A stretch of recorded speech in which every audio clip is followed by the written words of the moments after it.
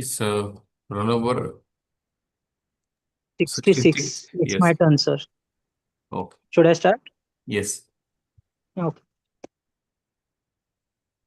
Respected Director, Honorable Course Coordinator, respected resource person, esteemed faculty members, fellow participants, ladies and gentlemen, a very good morning to one and all.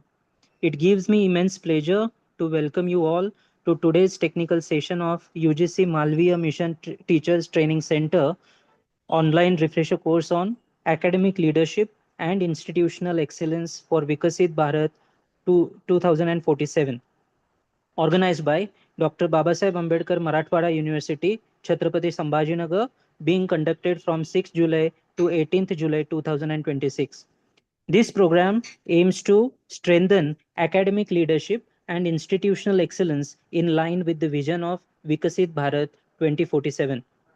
I am Pranan Prakash Chaugale, roll number 66, Assistant Professor, Department of Law, Ganpatrao Arwade College of Commerce, Sangli. As part of my assigned responsibility in this refresher course, it is my privilege to introduce today's resource person by highlighting the key milestones of his professional journey. It is my pleasure to introduce Mr. Sudhir Lakshmikant Sambrey sir, Chief Executive Officer of Luans Electronics, Chhatrapati Sambhajinagar, who has been leading the organization since June 1987. Under his leadership, Luans Electronics has designed and developed more than 450 educational training products for engineering laboratories. The organization has supplied these products to over 500 educational institutions, benefiting more than 3 lakh engineering students across the country. He has also designed industrial electronic controllers, developed the innovative Sai Jal Deepak, and has manufactured the electronic products for Meltron Limited. Mr. Sambre sir holds a BE in electrical engineering and ME in electrical engineering with first class from VJIT Mumbai and a diploma in business management. Before establishing Luans Electronics, he served in various professional roles and also worked as a visiting faculty at reputed engineering institutions, teaching subjects such as power electronics, microprocessors, instrumentation, television engineering, and electrical engineering. His contribution to technical education extends beyond industry. He has served as a chairman of the Chhatrapati Sambhajinagar's Center of IETE. He is a fellow of IETE New Delhi and is the founder, member, and director of CMIA's Devgiri Electronic Cluster Private Limited. He has contributed as an examiner, paper setter, guide, advisor, syllabus committee member, industry representative, and mentor for numerous students' project. He has also organized technical workshops and actively supported curriculum development and laboratory modernization. His achievements include the IETE Corporate Award 2024 in the MSME category, the first prize in All India Students Technical Paper Contest organized by IEEE India in 1983, more than 350 students trained through in-plant training and collaborations with over 12 educational institutions. Mr. Samre sir's professional journey reflects innovation, academic excellence, entrepreneurship, and an enduring commitment to technical education and skill development. We are confident that his vast experience and practical insights will greatly enrich today's session. Sir, on behalf of UGC Malviya Mission Training Center, the course coordinator, and all the participants, I extend a warm welcome to you. With these words, I respectfully invite Mr. Sudhir Lakshmikant Samre sir to deliver today's session. Sir, the virtual platform is now yours. Thank you, sir. Good morning. Am Good I morning, sir. audible? Yes, sir. Yes, sir, you're audible. Uh, Let me first thank organizers for giving me this opportunity to deliver an online lecture on the theme of academic leadership and institutional excellence for Viksit Bharat 2047. Although it is an online lecture, I wish it to be interactive and not a one-way communication. So I request you all to be responsive when I ask you some questions or your opinion. So now let us first understand. Please change the slide.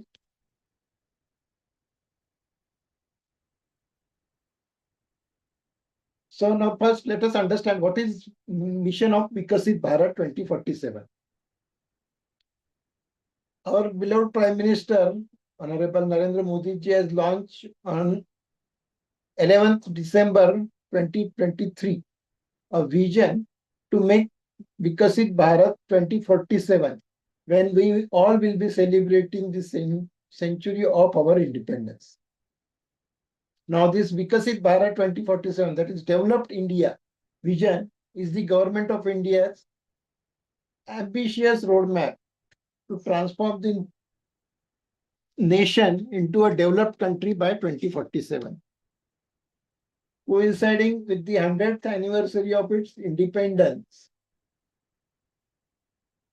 the strategy targets massive economic and social growth, including expanding the economy to roughly $30 trillion and ensuring comprehensive societal advancement. When I say $30 trillion by 2047, please understand today our economy is at $4.7 trillion. So what a quantum jump is planned in this vision. But when we set such an ambitious target, we also have to plan it very meticulously. So the vision of Viksit Bharat 2047 is built around 4 primary pillars, and there are several ambitious sub-objectives which are set to uplift the country. Now, what are the 4 pillars? The 4 pillars are: first is Yuva, that is youth. To engage him and empowering the youth to lead the nation's growth and innovation. All of us know that India is one of the country having highest number of youth population, and our average age is below 35, while all other major economies in the world are aging out. Then second pillar is Garib, that is poor. Eliminating poverty and creative inclusive development. Third is Mahila, that is women. Integrating women deeply into economic and governance activities. Fourth is Annadata, that is farmers. Supporting agriculture so that India can serve as the food basket of the world. Now, what are the core objectives?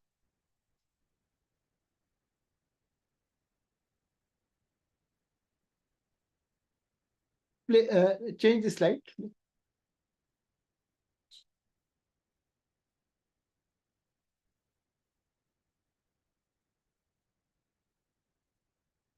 Okay. Change the slide, please. Now, the core objectives of the Viksit Bharat 2047 are: first is zero poverty, that is achieving multidimensional poverty eradication. Then second target is education and healthcare. That is ensuring 100% quality school education and access to affordable and comprehensive healthcare for all. For today's lecture, education is very important for us because we are all from academics. So as far as education is concerned, our objective is 100%, that is quantity, that is education for all, and also good quality. So both the quantity and quality, both we want to achieve in this mission. Then next objective is employment and skills, creating 100% skilled labor and meaningful employment opportunities. Now, the employment, before any person goes to employment, he first goes to academic institute. So creating 100% skilled labor is also the responsibility of academic institute.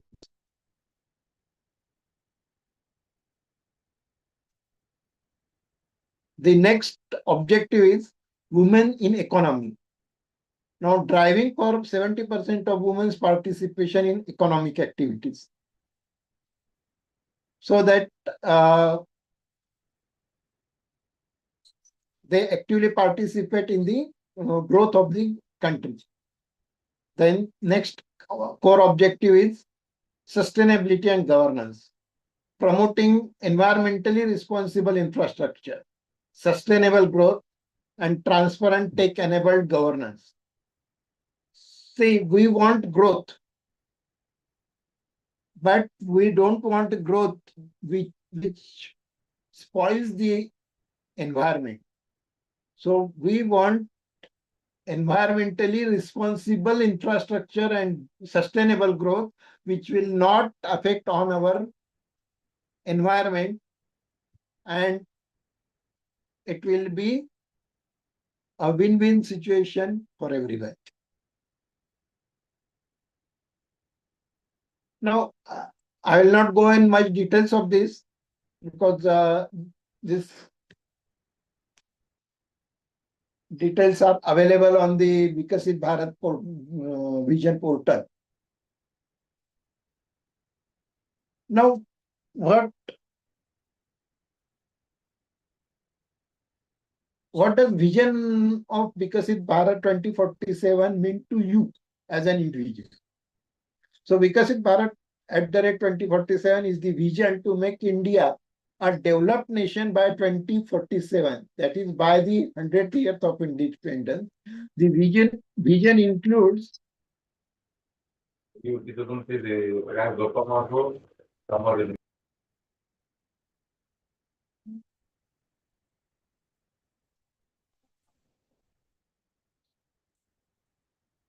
hello. Hello. Any comment?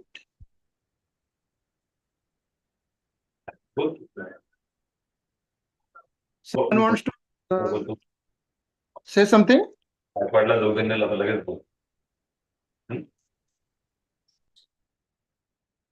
Yes, sir. sir. Continue. No, sir, no. Someone is talking in between. Okay. So this the vision includes its scope in various aspects of development, including economic growth, social progress, environmental sustainability, and good governance. And in this vision of Viksit Bharat 2047, higher education plays an important role in the development of nation. It helps in building skilled human resources, promoting innovation, supporting economic growth. And India has set a national goal of becoming a developed country by 2047 under the vision of Viksit Bharat 2047. And academic institutes are supposed to play a very important role in achieving these goals set.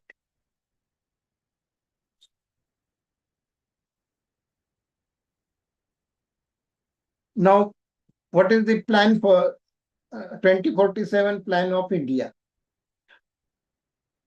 Now, this India 2047 plan, which is officially also called as Viksit Bharat @2047, is the government's ambitious blueprint to transform the country into a fully developed nation by 2047.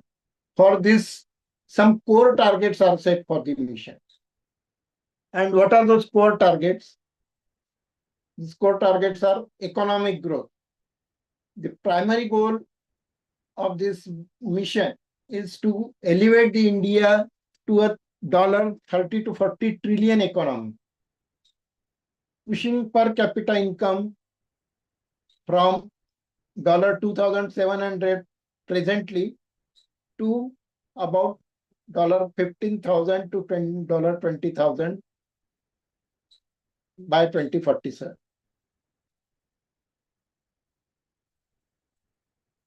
Let me again remind you here, presently our economy is below $5 trillion.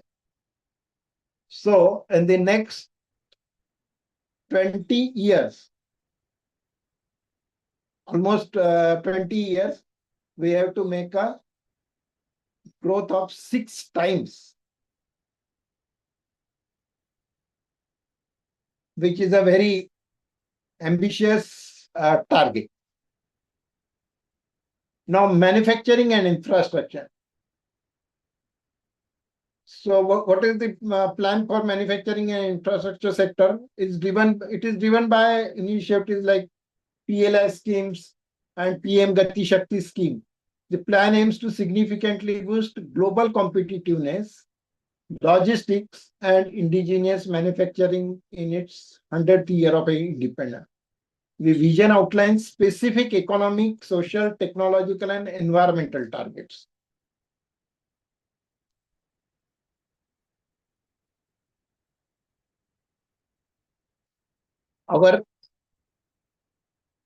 You can understand what type of growth it will be when our present economy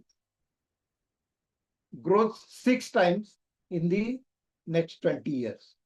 So, corresponding growth in manufacturing sector, then services sector, logistics, and its impact on our economic, social activities will be tremendous. Then another core target is on digital public infrastructure. So India aims to scale its foundational digital infrastructure, such as UPI and ONDC, to lead globally in artificial intelligence, semiconductors, and cyber security. Today, we are almost not manufacturing anything in semiconductors, but in the next 20 years, we want to become one of the leading country in manufacturing of semiconductors, what we call integrated circuits. I think many of the faculty members are not from engineering background, so I'm trying to elaborate it. Then another core objective is energy independence and green transition. The plan targets absolute energy independence by 2047 and envisions massive expansion in renewable energy, including an ambitious goal to increase nuclear power capacity to 100 gigawatt. In the present situation of Gulf War, everyone now understands the importance of energy and how the war somewhere in the world is affecting the economy of the world. So India has kept a very aggressive and target to become energy independent by 2047. And to achieve this, India wants to shift to renewable energy like solar, wind, biomass, etc. And also it wants to generate 100 gigawatt of power through nuclear power capacity. I think all of you must have we knowing that in the last month only, India has indigenously developed a thorium-based nuclear power uh, station, power plant, and it is without the need of uranium. The importance of this is that thorium is abundant available in India, but we don't have uranium. So with technology that is developed by Indian scientists, the thorium can be directly used to make the energy, that is electricity, without going for the uranium. Then next core target is social development. The strategy is built on four pillars, and that is empowering youth, poor, women, and farmer. It focuses on completely eliminating poverty and ensuring universal access to high quality healthcare and education. See, uh, when we say that any we want development, so development doesn't mean that only the revenue of the government increase or our size of our economy increase, but that development should percolate to the people at the lowest level, and government is planning to ensure that they should the poorest of the poor and the people should also get high quality health care and education. So everywhere the importance of education is there. So with education being such an important thing, the responsibility of all the academia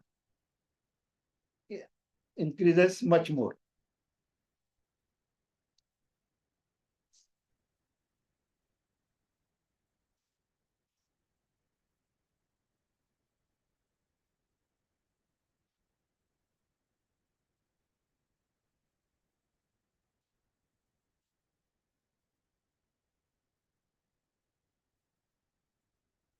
Now, next slide. Now, what is this bold vision ahead? So, India's journey toward becoming a developed nation is powered by bold national vision of Viksit Bharat at the rate 2047. And the slogan for it is bold vision ahead, which captures the ambition, resilience, and commitment of India to, to pursue a holistic development. This word holistic development is very important because it means overall development of every sector. Like pursue holistic development across every sector, like economic, social, technological, environmental, and institutional, while ensuring inclusive growth and active citizen engagement.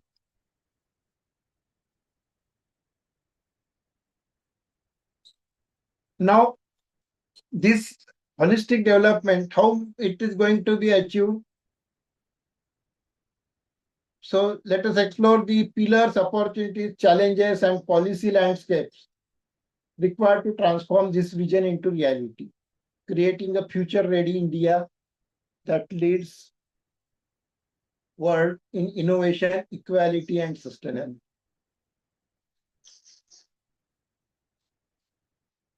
Let us first why this vision for 2047 is required. Basically, for the first thing is why it is required. Because India foresees becoming a developed nation by 2047. Now, what does it means It means high per capita income and GDP growth, universal access to education, याला marketing साठी म्हणायचे चल तेव्हा universal access to quality education, healthcare and housing, advanced digital infrastructure and global innovation leadership, social justice, equity and environmental sustainability. Now, how the holistic development will be achieved? There are 8 core pillars. First is economic transformation. How this economic transformation will be achieved? This will be achieved by focusing on manufacturing, that is make in India, focus on services, startups and exports. Then increasing per capita income to match high income countries, formalizing the economy and strengthening MSMEs. Second pillar is digital empowerment. That will be achieved by expanding Digital India Mission, artificial intelligence, 5G, cloud and quantum computing, then universal access to internet and digital literacy, e-governance and data-driven public service delivery. The next pillar is social inclusion.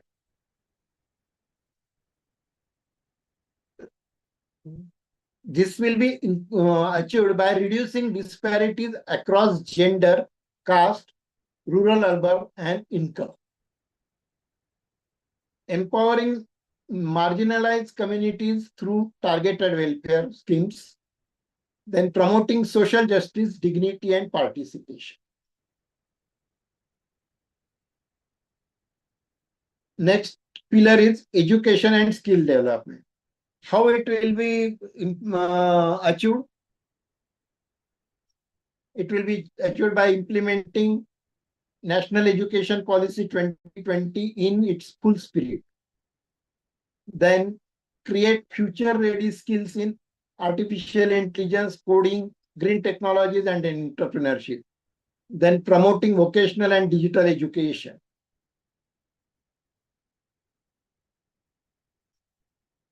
Next pillar is healthcare for all. That will be achieved by strengthening Ayushman Bharat, primary healthcare, and mental health. Then reducing out-of-pocket health expenses, focus on nutrition, sanitation, and preventive care. Next pillar is infrastructure and urban growth. That is achieved by modernizing transport, logistics, housing, and energy infrastructure, creating smart cities, green building, and sustainable urban planning. Then rural-urban connectivity and digital access. Then sustainable development and energy. It will be achieved by transitioning to net zero emissions by 2070. Accelerating solar, wind, and bioenergy projects, promoting circular economy and green lifestyles. Next pillar is governance and citizen participation. This will be achieved by strengthening democratic institutions and transparency, grassroots participation through Jan Bhagidari, that is people's movement, and empowering youth, women, and local governance structures. You'll find that these 8 core pillars and how they are going to be achieved, if that is really implemented, you will agree that they don't only talk about the economic development, but they talk about the social development, healthcare, education, infrastructure, and almost everything that touches to the life of the citizens of the country. Sir, can I have a question, sir? Yeah. So actually, when we are speaking of this second point that goes with the holistic development and all, over there we find the mention of this infrastructure and urban growth. So this even comprises of the smart cities concept and all also. Yeah. Actually, sir, I wanted to know whether the smart cities concept also comes within this domain only. The smart cities concept is there, green buildings concept is there, then sustainable urban planning is also included. Right. See, earlier also I told you, Thank you, sir. Thank you. we don't want the infrastructure development at the cost of the environment. Because if we play with the environment, what happens, we are seeing at many places. So in this vision, whatever development, infrastructure development we want to create it in a manner which will not harm the ecology. Okay? Right, sir. Thank you, sir. Now to achieve this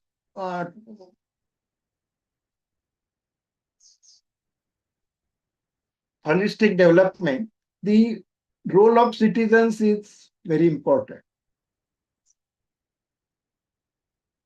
The role India's transformation depends on citizens' participation, and this vision calls for youth innovation and entrepreneurship, community-led sustainability efforts, public-private partnerships, volunteerism and civil engagement, NRI involvement in India's growth story. Here, not only the people living in India, we are asking them to participate in nation building, but this Viksit Bharat 2047 vision mission also expects Indians who are not residing in India, who are residing outside India, they are also expected to participate in the India's growth story. Then next is opportunities and strategic levers. Now, what are to achieve this holistic development? What are the opportunities and what are the advantages that we are having as a country? First is demographic dividend. What is the meaning of demographic dividend? Demographic dividend is India's youth population is a major asset, and over 65% of our population is under the age of 35.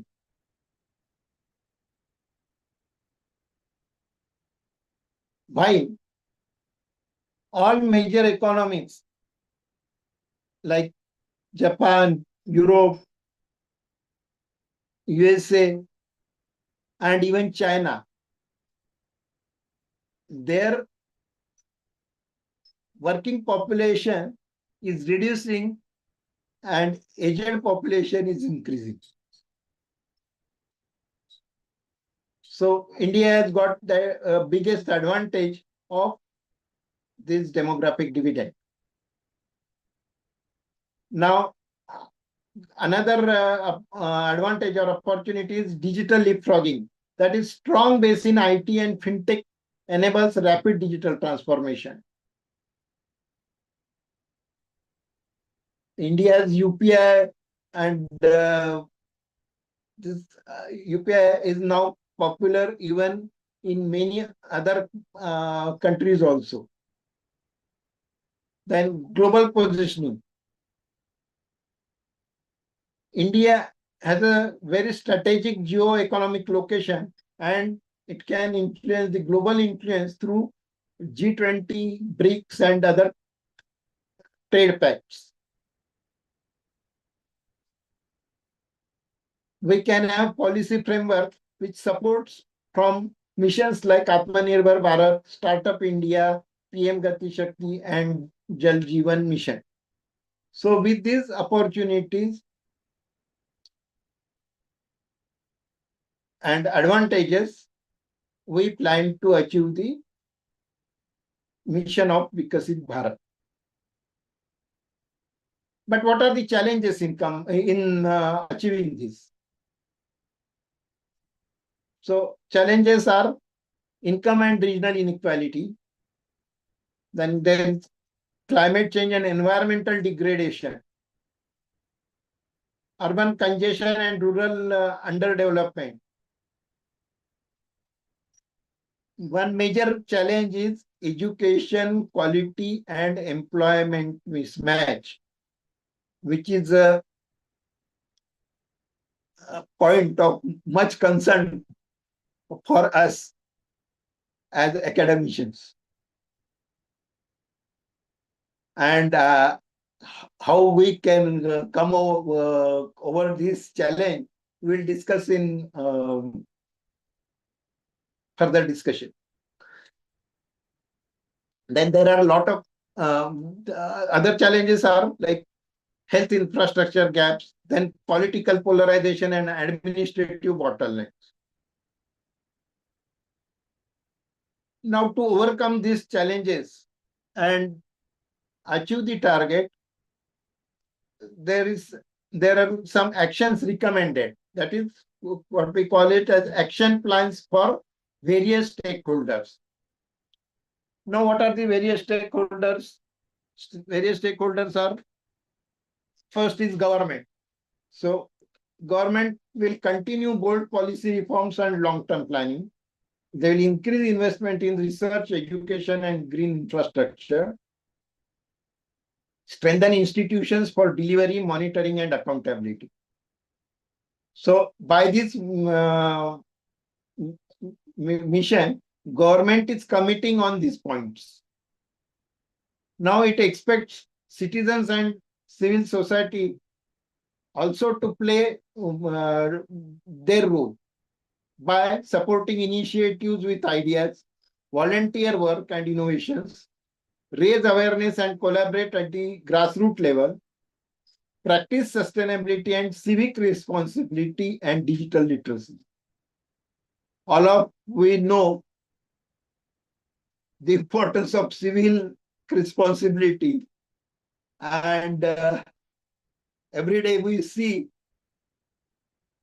behavior of we people acting in a most irresponsible way on our roads or in our societies or in our social life.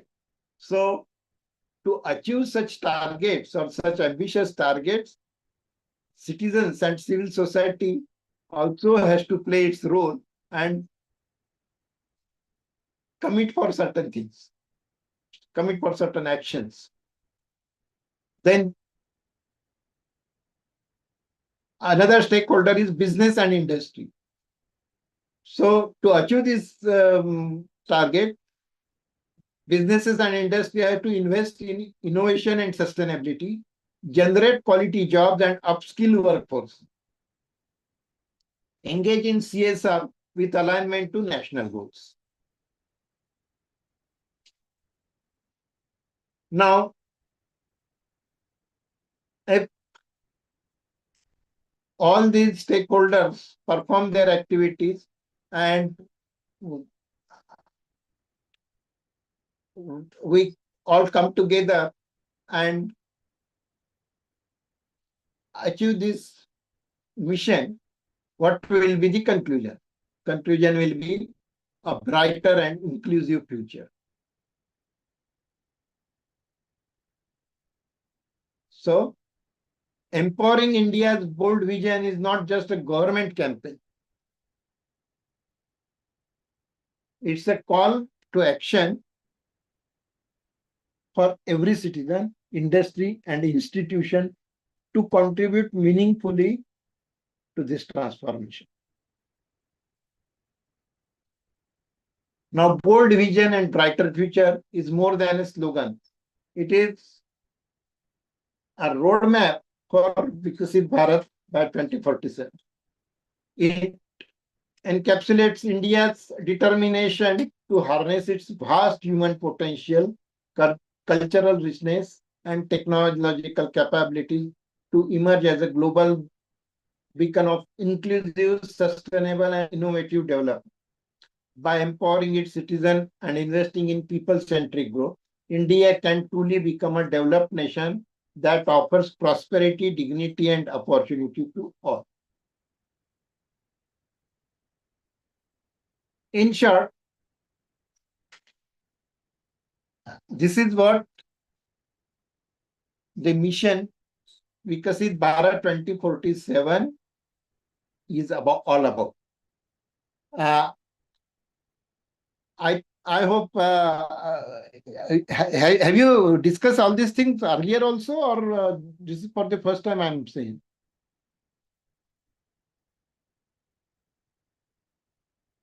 Can anybody respond? Sir, some part is already discussed actually. Okay.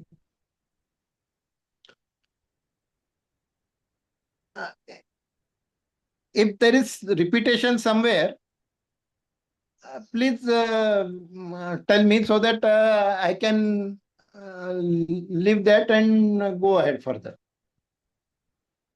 Yes, sir. Just you continue. So it will be because the headings are per okay, but the discussion is actually for something different. So you can continue in that.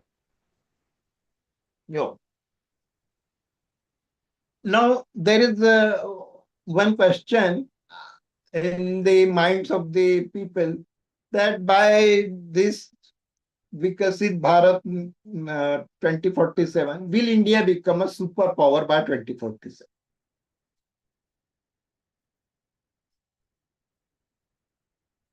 Now, India is basically on a trajectory to become a massive global economic and military power by 2047.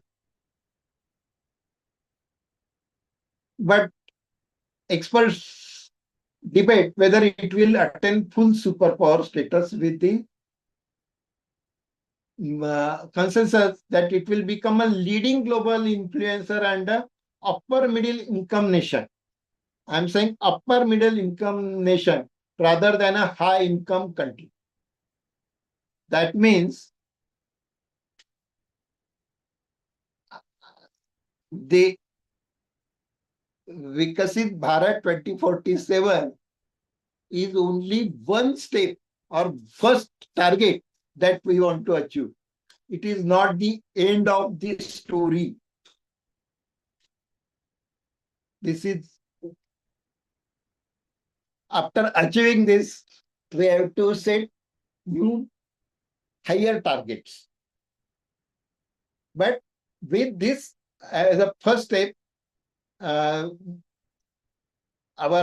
Prime Minister has set these targets considering the next 20 years.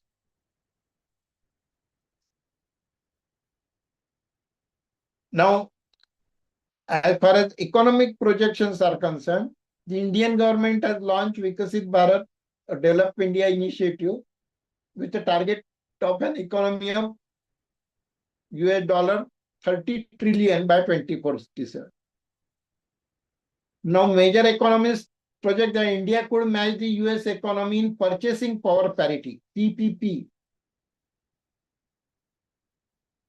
terms by that date. Do you know how GDP is measured?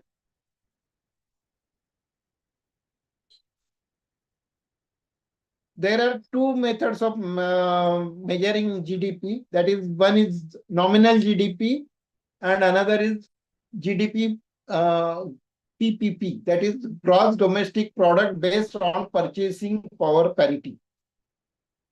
What is purchasing power parity? Is an economic metric that compares relative economic size and living standards of different countries. In PPP GDP, the country's GDP is adjusted by local cost of living and inflation, showing that what the local currency can actually buy compared to a common baseline based on US dollar. While nominal GDP is always measured on the raw monetary value of everything produced in a country converted to US dollar at current bank exchange rate. It reflects only the country's footprint in global financial market. But this GDP PPP calculates how many big citizen can actually buy with their income in their home country. It better reflects the standard of living and the real size of the domestic economy. The example is there are many economies like US, Switzerland, where their nominal GDP is very high, but their cost of living is also very high. So the ultimate purchasing power of the people in that country is not that high. While in India, compared to the worldwide standard, the inflation and the cost of basic services, housing, food are very much cheaper compared to these countries. So the Indian person has a ability to procure these facilities much more than the person in Switzerland or US. The best example, all of you know, in India, a middle class family can afford a servant for washing utensils or for any other purpose. But in US, it is not possible even for an high upper middle class family also to afford an servant for this purpose. Why? Because the salary of a person is also, although you are earning in dollars and your salary is high, but also the salary of the servant which you are going to hire is also very high. So that is the meaning of GDP PPP, and it is a very important terminology. And by considering this GDP PPP, it is expected that by 2047, India will be more than US by GDP PPP terms. However, this growth will not translate like Western level per capita income. Citizens may remain considerably less wealthy than their counterparts in the US or European states. Money-wise, a person in India will be less wealthy, but the services or the facilities he will enjoy compared to a person in US or Switzerland or Europe will be much higher than. So it's an all of you understand that this is a big advantage for us.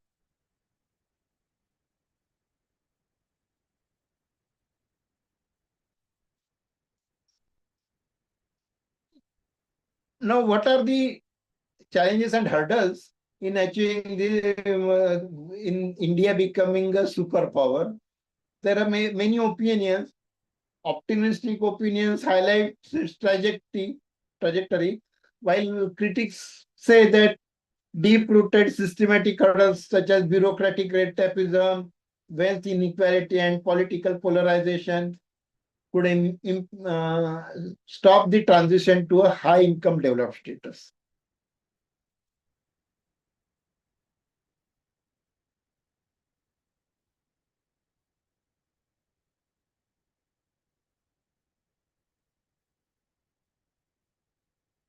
So ultimately, India standing in 2047 will likely be a dominant propositional superpower, heavily shaping global trade, security, and climate policies through its domestic living standards, may still lag behind those of fully developed economies.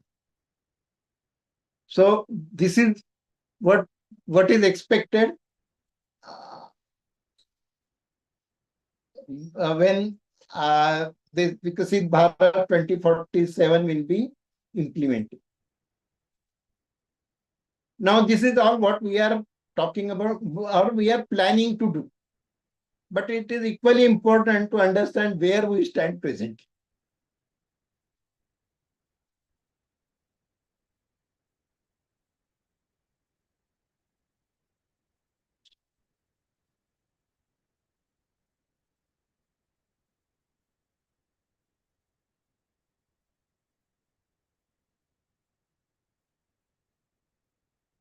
Some of the important points I have highlighted, just will go through it fast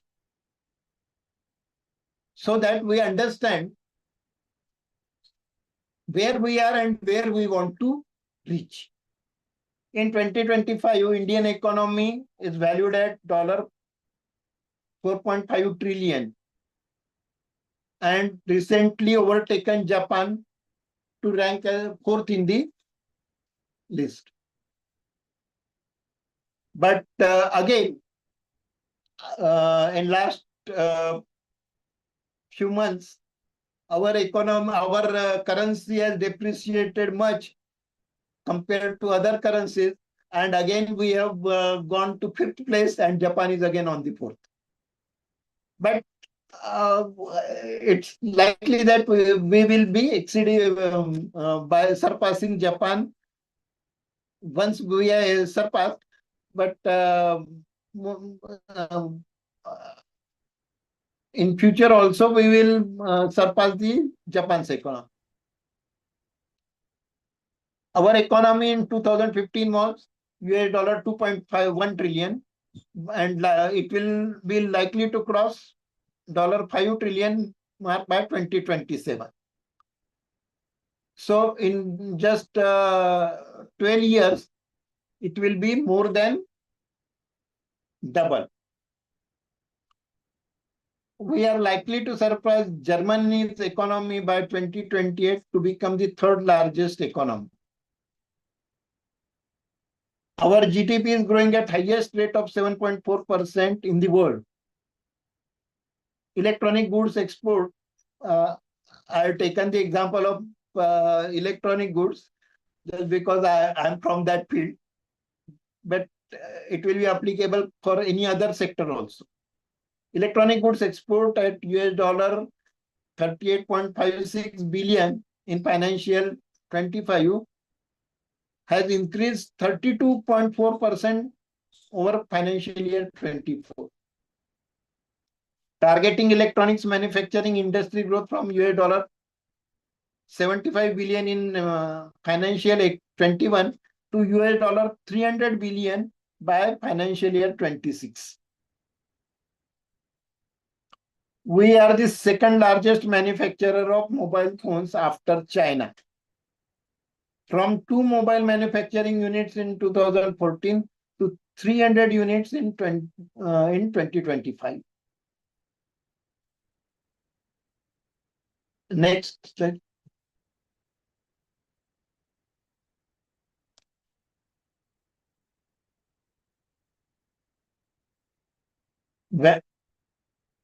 Value of mobile manufactured in 2025 was $49.3 billion. That is, in rupees term, it is 4.1 lakh crores. Defense production is rupees 1.27 lakh crores and defense exports is rupees 23,622 crore. 30 times growth in 10 years. By 2029, targeted defense production is rupees 3 lakh crore and defense exports are rupees 50,000 crore. In global manufacturing output, we stand at 5th position. We are a leader in offshore IT sourcing market with about 65% share. India is third largest startup ecosystem in the world with over 2 lakh startups. Ranking on Global Innovation Index 81 in 2015 to now 38th in 2025. So we are also ahead in improved in innovation index also. The IT sector in India is one of the largest contributor with 7.5% contribution to GDP. In the industry is expected to surpass $300 to 350 billion by 2026. This was the target. However, now with the AI coming up, a lot of disturbances going on. We have to see whether we will be able to achieve this all. Now, the Indian electronics system design and manufacturing, that is, we call it as an ESDM sector, is one of the fastest growing sector in the economy and is witnessing a strong expansion in the country. The ESDM market in India is well known internationally for its potential for consumption and has experienced constant growth.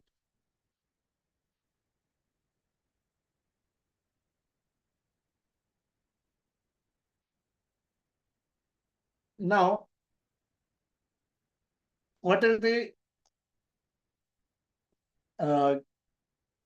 in India, in the year 1991, we have adopted LPG, that is liberalization, privatization, and globalization, popularly called as LPG. Not the LPG gas, but it is different. Now, that time our total exports were $17.9 billion and imports were 19.5 billion. And the trade deficit was 8.93%.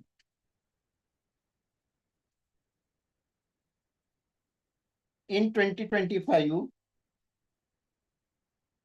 exports were 634 billion and imports were 731 billion. The trade deficit is 15.3%. So what you can understand is our size of our economy is increasing, our exports are increasing, but our imports are increasing at a faster rate. And our trade deficit is also increasing, which is not a good sign for any growing economy or healthy economy. So, to reduce the imports and become self-sufficient in manufacturing, increase exports, reduce imports. That is the one of the missions in the Viksit Bharat 2047.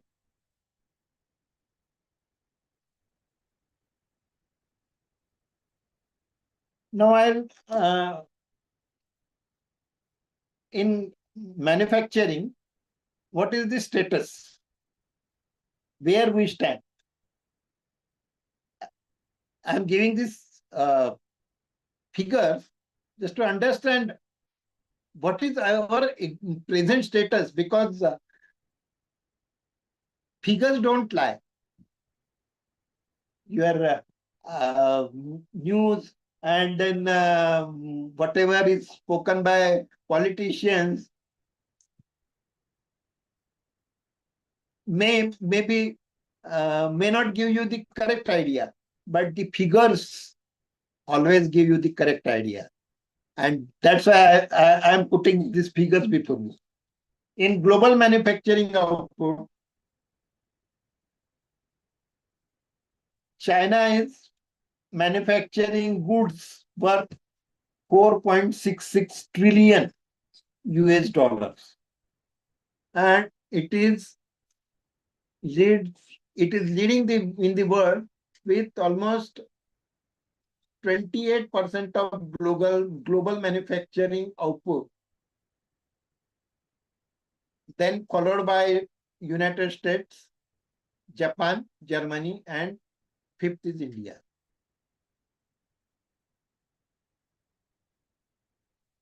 Now, China is dominant manufacturing powerhouse with such a huge 4.6 trillion output, which is 28% of global share.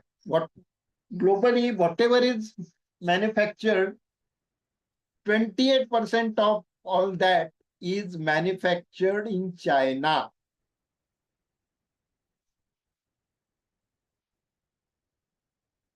Here, I would also like to remind you that there was a time when India used to be more than 35% of the world economy. Unfortunately, after so many invasions and other things, we lost our place, but that was our ranking at that time.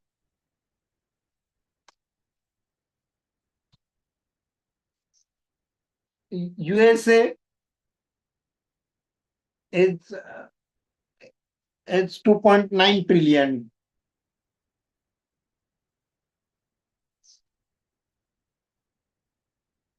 Now, together China, US, Japan, together contributes to 50% of the world's total manufacturing capacity.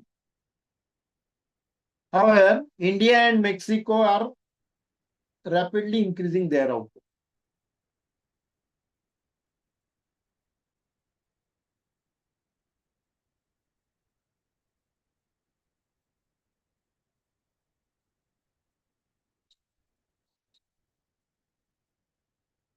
How much China is dominating, you can understand that China's output exceeds that of US, Japan, and Germany combined.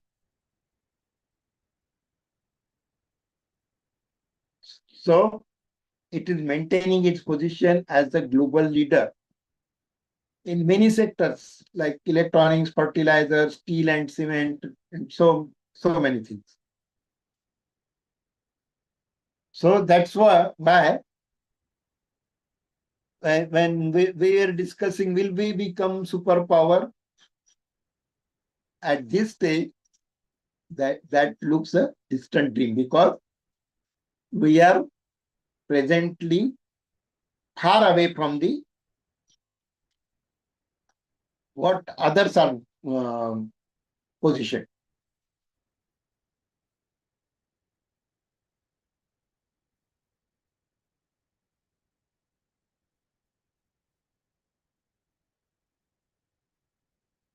Japan manufacturing is third largest globally.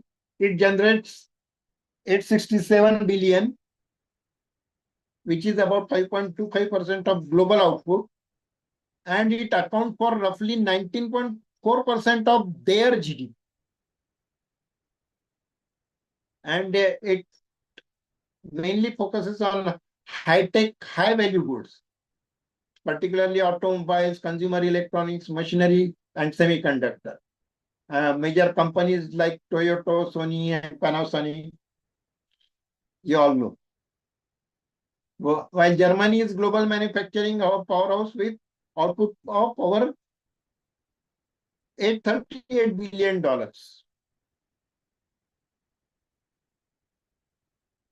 This sector is backbone of economy, and Germany's manufacturing output is 79% of their GDP, which is dominated by automobiles, machinery, chemicals, and electrical equipment. And it is about 5% of the global manufacturing. But in their GDP, their manufacturing sector contributes 79%. Now, fifth rank is India, which is at $490 billion, which is about 2.95% of global output. So once we were at 35% of global output, now we are below 3% of global output.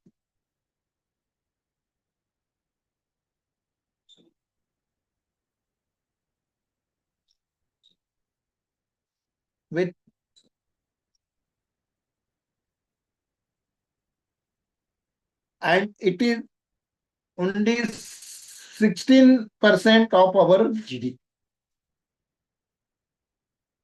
Although it is 2.95% of global output, but in our economy, in our GDP, manufacturing sector contributes only 16%. We are now growing. We are increasing at more than 8 to 10%. And we will be, shortly we will be surpassing the major global players. But presently, we are at fifth rank, and between fourth and fifth rank, there is a very big gap. While sixth position is South Korea. Why I'm talking about sixth position? See the size of India and see the size of South Korea. They are at $410 billion with about 2.45% of global output, and it is contributing 30% of their GDP. But now they are increasing at a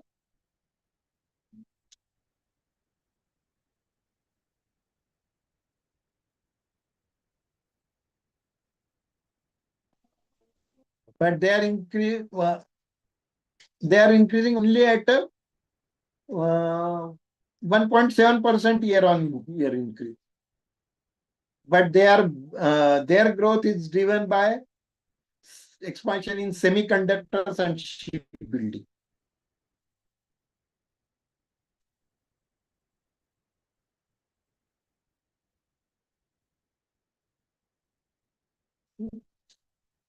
Now, just now I talked about India is this manufacturing.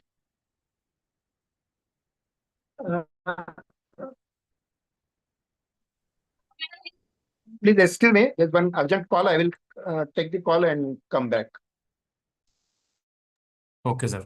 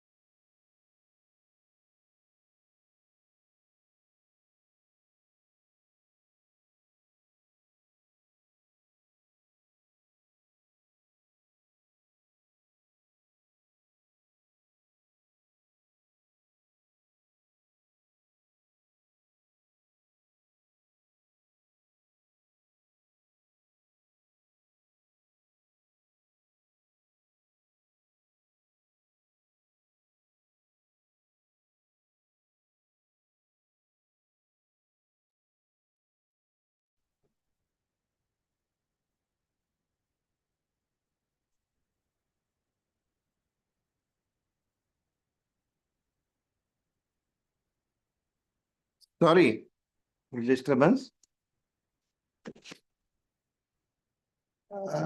Now, am I audible? Yes, sir. Yes, sir.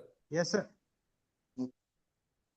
Okay. We were talking about the mobile phone manufacturing. Just now we had said that India is now the second largest producer of mobile phones in the world after China. China has dominated this market for a long period. India has become a key force, especially in exports and domestic production. You can see the in the presentation, China is still contributing 67% of all mobile manufacturing. What are the brands manufactured is also given. While India is second largest manufacturer, but our share is only 12%. On the third position is Vietnam, which is 10%. South Korea is 5%. Indonesia is 2%. And all other countries together are only 4%.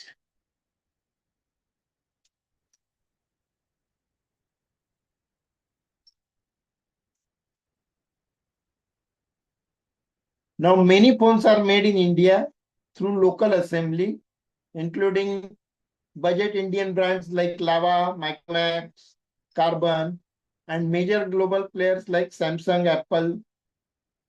Apple are manufactured through Foxconn and Tata joint venture, Xiaomi and Oppo, all with significant manufacturing facilities in the country to serve the large local market and for export. So you shall find phones from various brands with made in India labels, depending on the model and manufacturer. In 2014-15, only 26% of the mobile phones sold in India were produced domestically, and the remaining ones were imported. Presently, 99.2% of all mobile phones sold in India are manufactured in the country. And our output from rupees 18,900 crores in FY 2014 to an astonishing 4,22,000 crore in FY 24. The manufacturing value of mobile phones has increased dramatically.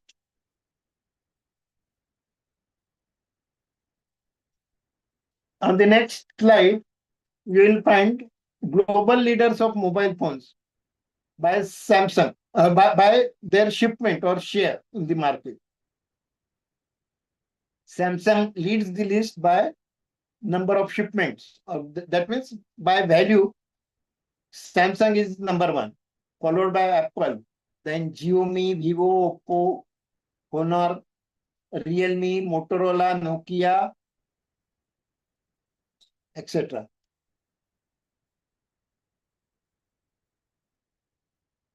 Have you noticed in anything?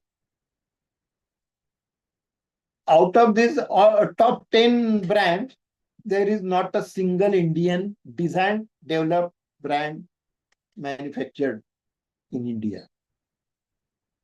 All are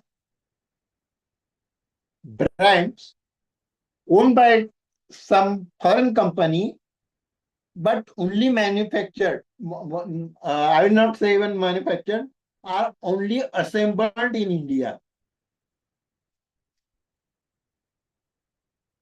So, on one side, when I say we are now the second largest manufacturer of mobile phones in the world, we start feeling proud. But when you go in the details, then you understand that our claim of second largest manufacturer is not that strong, because number one is at 67% and we are at 12%. And none of the Indian brands are in the top 10. So we are basically what we are doing is only the job work or labor work for the world. Similar to what we were doing in software also. We had very big companies like TCS, Infosys, HCL, and so many, Wipro. But except a few exceptions, all of them were doing only the body selling. That is selling these people. And we don't find any major IT product manufactured by Indian companies. That is the tragedy of our growth. Why?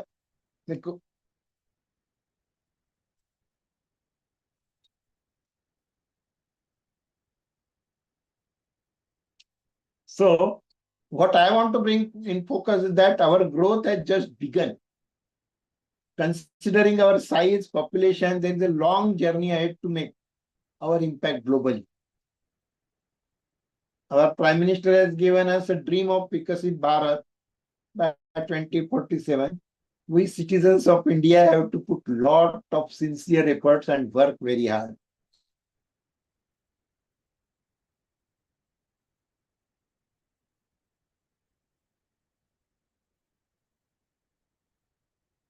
Now, as we had discussed,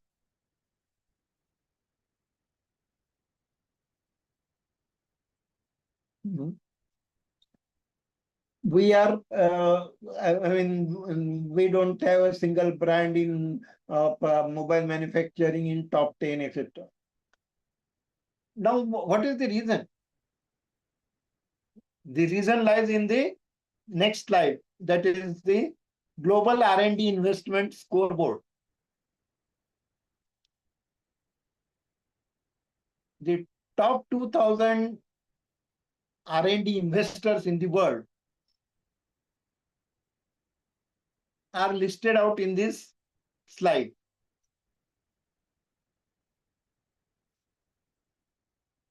Out of 2,000 companies, 674 companies are American, and they are spending 680 billion, which is 3.5% of their GDP. China has got 525 companies in this list of 2,000 and spending 335 billion, which is 2.4% of their GDP. EU, that is European Union, has 318 companies.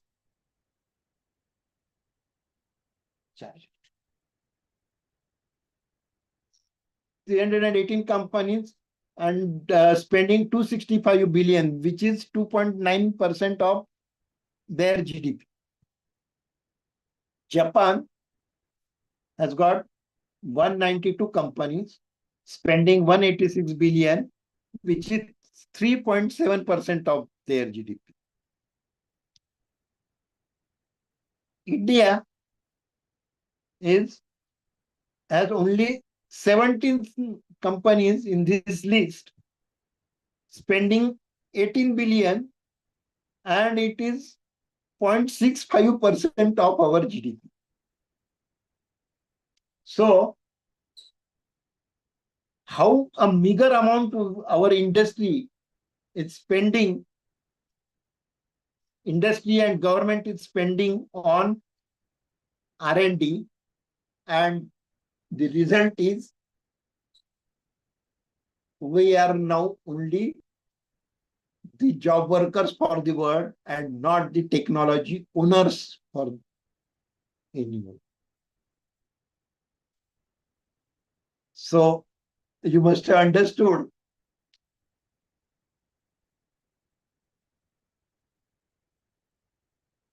what is the weakness in our growth. We are growing, no doubt, but what is the weakness in our growth? So our industries have to go a long way to achieve the targets of Viksit Bharat 2047.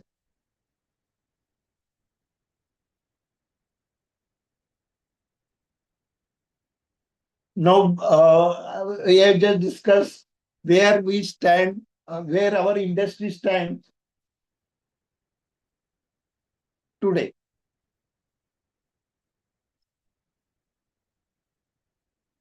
Now, you all belong to academia, and you know that there is a strong focus of education sector in terms of increasing quantity and quality of education. So let us discuss on the status of education sector and particularly higher education sector, that is university education, which is also called as tertiary education. So where we stand?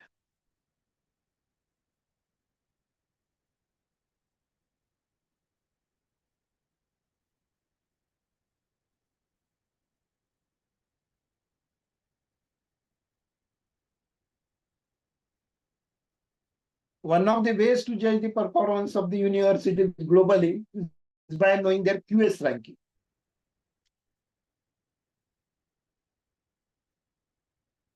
So we should be delighted to know that in 2026, India rises in QS world rankings. In 2015, we had only 11 institutes in the QS world ranking.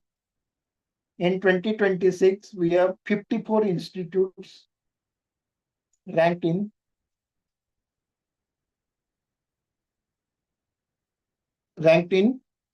QS rating.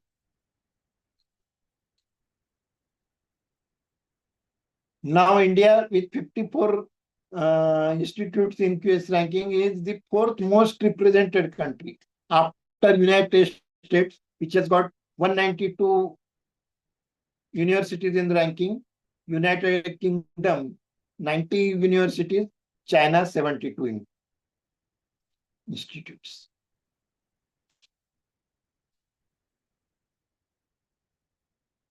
So with by knowing this, all of you must be happy that at least our education sector is doing well. But we will go, we'll also go in detail, and then we'll come to some different conclusion.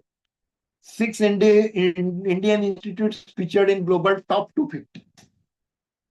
IIT Delhi leads the list of Indian ranked in universities.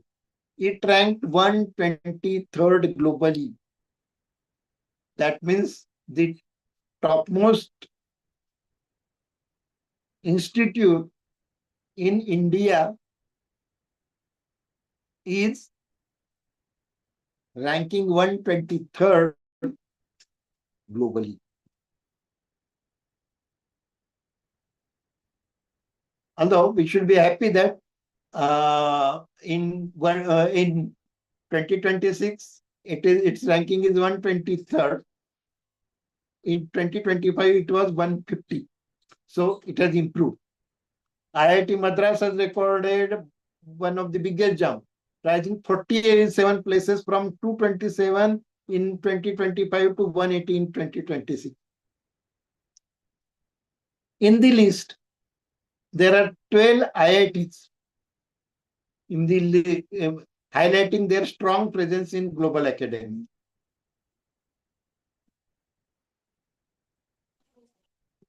But mind well, IITs are not actually the universities. They are they are institutes which are focused basically on engineering and technical education. universities are supposed to have various domains like arts, commerce, science, liberal arts, etc. Now, 5 institutions feature in global top 100 for employer reputation. This reflects strong industry confidence in Indian graduates. 8 Indian universities rank among world's top 100 for citations per faculty. So their average score of 43.7 is higher than that of Germany, the United Kingdom, and the United States. See, these are some of the things which we should be proud of.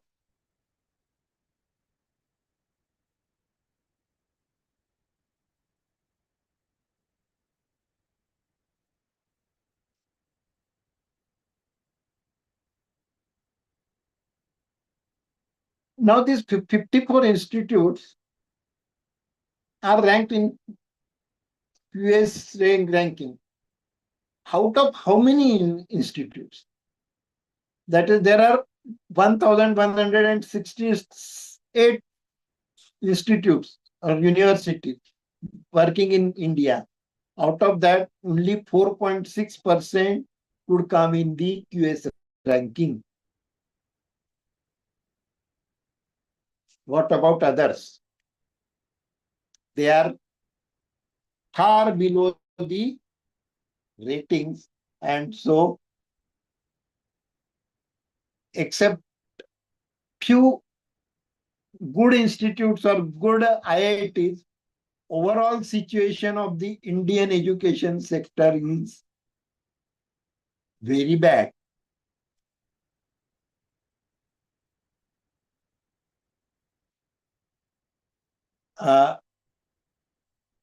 In the next slide, it shows what was of the first 10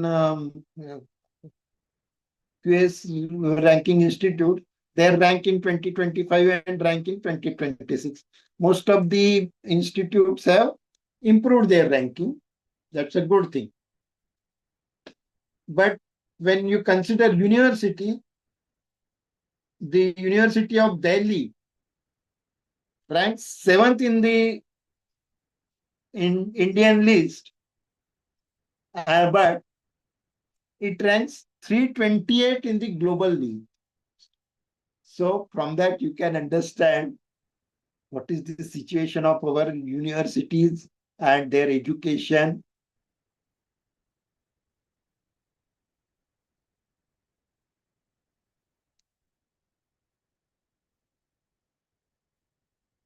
Worldwide, Massachusetts Institutes of Technology, that is MIT USA, Oxford University UK, Stanford University USA are in the top 3 ranks. Now, the QS World University rankings are among the most trusted and wide-reaching assessment of higher education worldwide. The 2026 edition is based on data from over 16 million academic papers and insights from more than 151,000 academics and 1 lakh employees. The ranking consider a broad mix of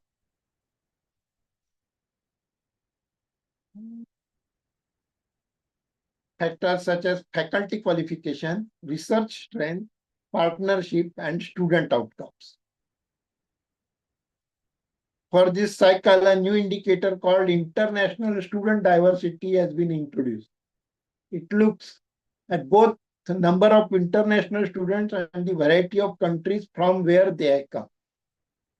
This complements the existing international students ratio, which continues to be a weighted factor. And in this factor, our institutes are very much lagging because we have very few number of international students coming to us. QS has fine-tuned the scoring method, and this adjustment has given a more accurate picture of each institute's performance. Now, what is the methodology of calculation of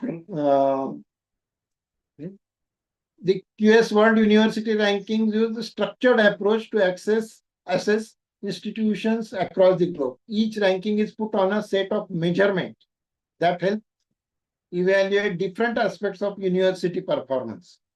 These measurements are grouped as follows. One is lens, a collection of indicators linked by a common theme, such as research or employment.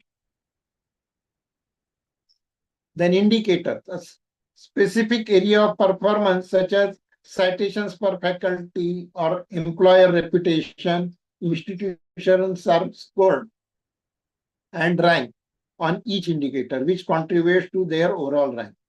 Then metrics, a detailed calculation within an indicator used to generate precise score. You will find that research and discovery has got 50% weightage on QS ranking.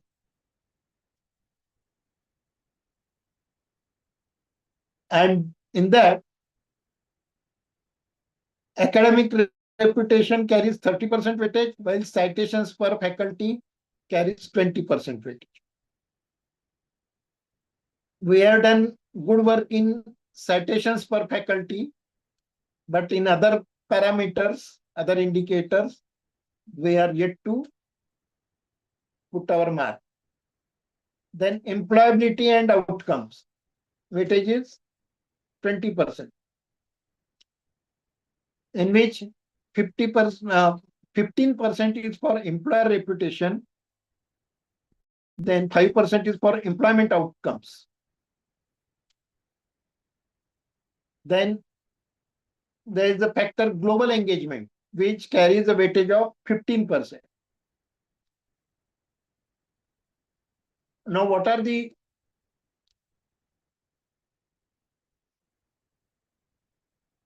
out of this 15%, 5% is for international faculty ratio, then 5% for international research network, and 5% for international student ratio. Presently, there is no weightage given to international student diversity. But maybe sometime it may, in future, that parameter will also be given a weightage. Now, learning experience, weightage is 10%. It mainly the indicator is faculty student ratio, 10%. All our institutes have done very badly in this indicator. Our student faculty ratio is very poor.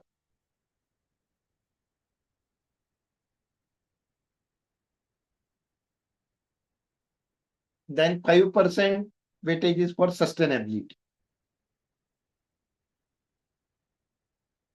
See, why I am showing you this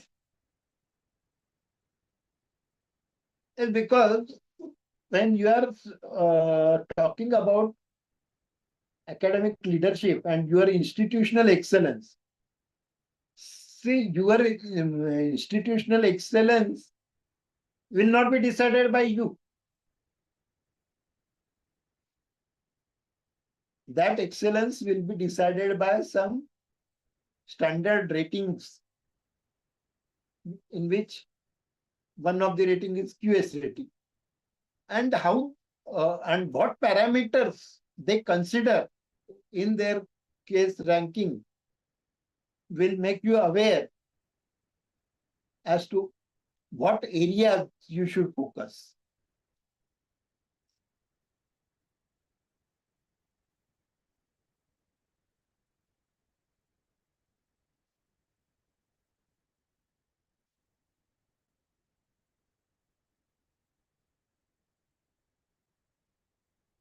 With increasing number of institutes coming in QS ranking, the QS World University rankings growing global trust in India's education ecosystem. It is not that they don't believe on our education system, but we have to go a long way. More universities are featured than ever before. Many are moving up the list.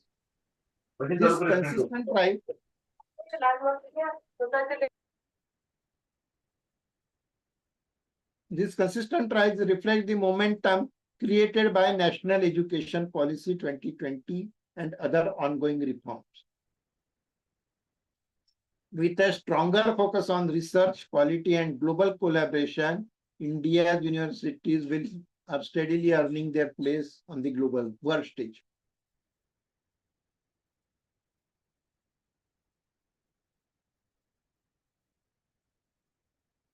Just now I told you that India has 1,168 registered university level institutions. Out of these, state public universities are 488, which are run by individual state governments. State private universities are 538, which are run by private trusts or companies. Then there are institutes of national importance. They are 161. These are special schools created by acts of parliament, like the Indian Institutes of Technology, that is IIT. Then there are central universities, which are run by the central government. Then there are deemed universities. These are private or government schools that have earned the high status of a university. Out of 1168, only 54, that is 4.6% are in US rank. Now this, I was talking about the quality in education. Now let us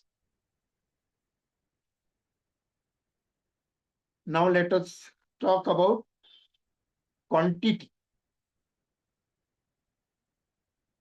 India's overall literacy rate for individual aged above 7 and above is 80.9%. By gender, the rate stands at 87.2% for males and 74.6% for females. Urban areas record high literacy rate of 90% compared to 77% in rural areas. State-wise literacy matrix, if you consider, then highest literacy rate is in Mizoram, 98.2%, Lakshadweep, 97.3%, Nagaland, 95.7%. They lead the nation.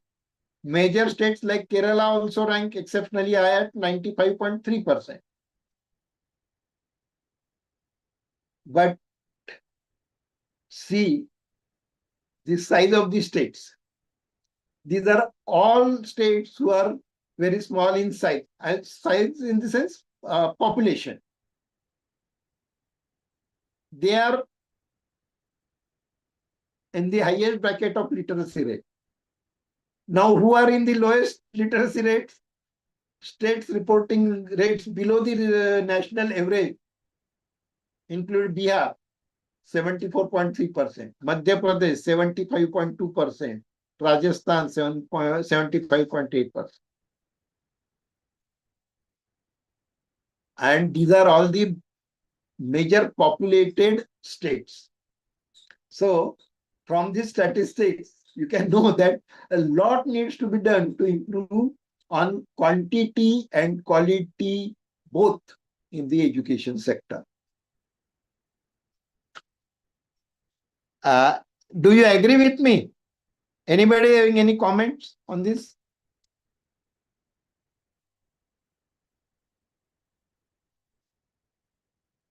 Please speak out. क्या education sector के बारे में ये जो information दी मैंने, क्या आप agree करते हो उससे कि हमको एक बहुत लंबा रास्ता तय करना है. Yes, sir, we agree.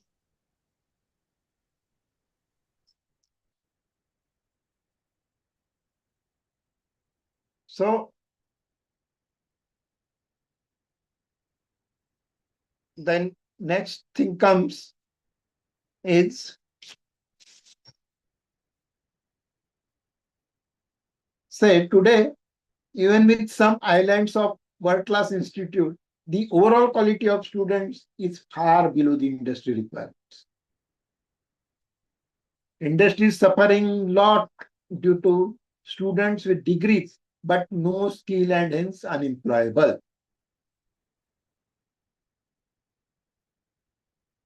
There is a very peculiar situation where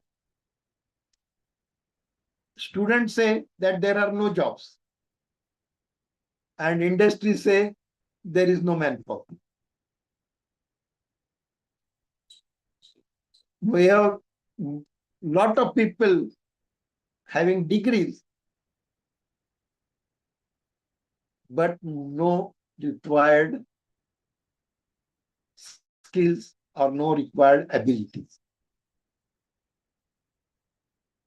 Now, to make Viksit Bharat 2047, can we allow this type of situation? If this type of situation continues, then can we become a Viksit country? Definitely not.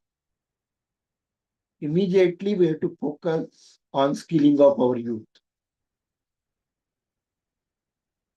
And since you are all from academics, the subject of skilling should be very close to your heart. So let us first understand some basic things about skilling.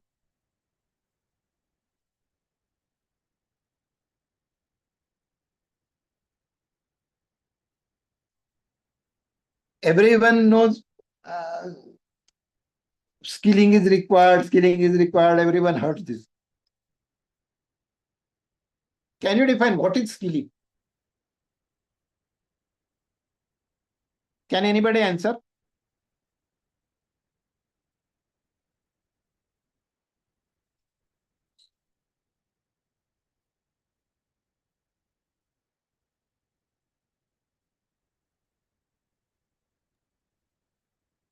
Any feedback?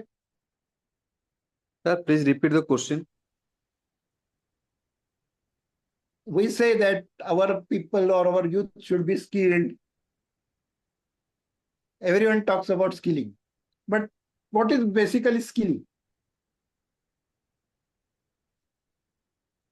Skilling is what? Sir, I think the part skilling is for that the the people or the student should know the basic ideas about their part day to day work. For example, we may be the part actually faculty teaching the part physics or the part electrical engineering like that, but we are not able to actually we can only teach the theory, but in practical sense we are not able to maintain a part even a switchboard, for example. But the mechanic which actually who was actually repairing or the part designing the part of things, he's very, even if the part less qualification, they can part do that one. So in my sense, the skilling actually is the thing which may be the part which may be the part actually the basic the field ideas that to be that to be given or that to be trained to each and everyone so that they can do the work at the field or the ground level properly. Yeah. Anybody? Any other person? Sir, acquiring competency to do a particular work. Yeah. So basically, we can say skilling is the action of training a person to do a particular task. We make him capable to do that particular task, meaning that person will need to have mastery in that particular activity or task. See, a carpenter needs to have a skill in his domain, and how to cut the wood and make a joint and all those things. So for him, understanding that activity or be able to do that activity is a skill for him. But doesn't mean that that is the only skill. There are different types of skills. There are technical or domain related skills like electrician, plumber, welder, surgeon, medical attendant, nurse, accountant, Excel operator, even good communication, public speaking, supervision, or even creating jokes on present situation, cartoonist. All these are different skills. Even keeping family members and friends with us is a skill. Creating values in people is also a skill. So the terminology of skill is a very wide.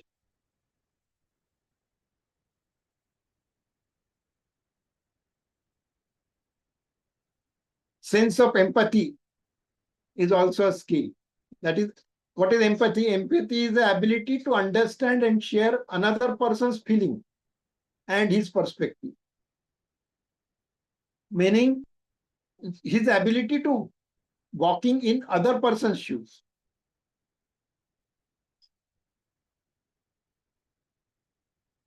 People with good sense of empathy can often shine in sectors like healthcare, arts and literature, business and helping careers like librarian, psychologist, social worker, etc. Does teacher should have a sense of empathy? What are your thoughts?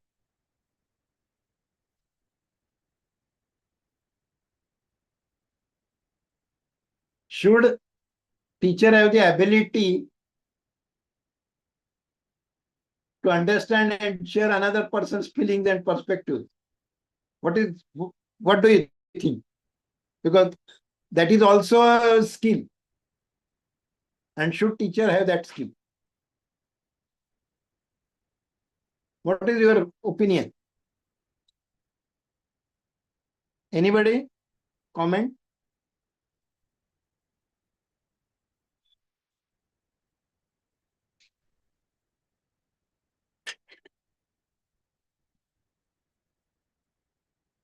Okay. And that is one of the essential skills for a teacher, good teacher. So that he understands his students better.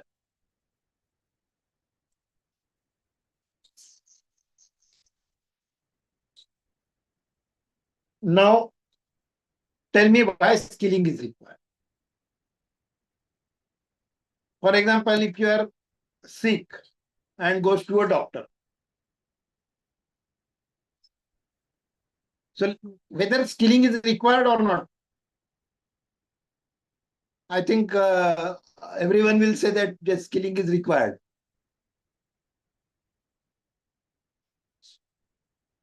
You are sick and going to a doctor. Will you go to a skilled doctor or to a trainee doctor or to a thoda doctor?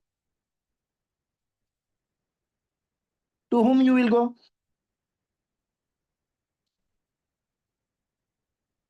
Any comment?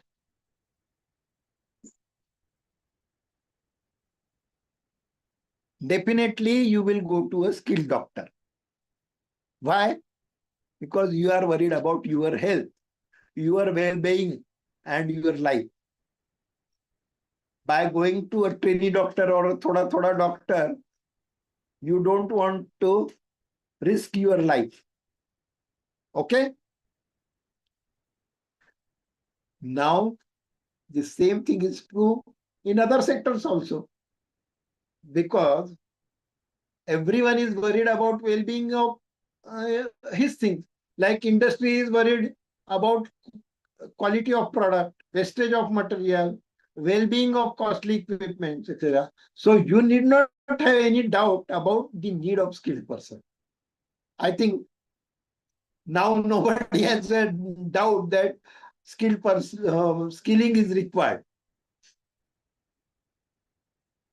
The industry, which is ultimately the consumer of your product, that is students, is complaining that students having certificate with good marks, but they lack in skills. At times, it was reported that 80% of engineers coming out from colleges are not even up to the basic mark of acceptance. What a tragic situation.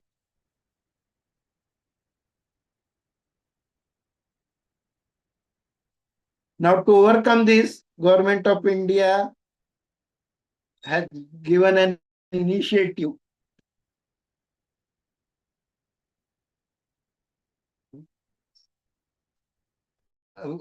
by they have also given a vision of Atmanirbhar Bharat, that is self-reliant Bharat, and Viksit Bharat by 2047.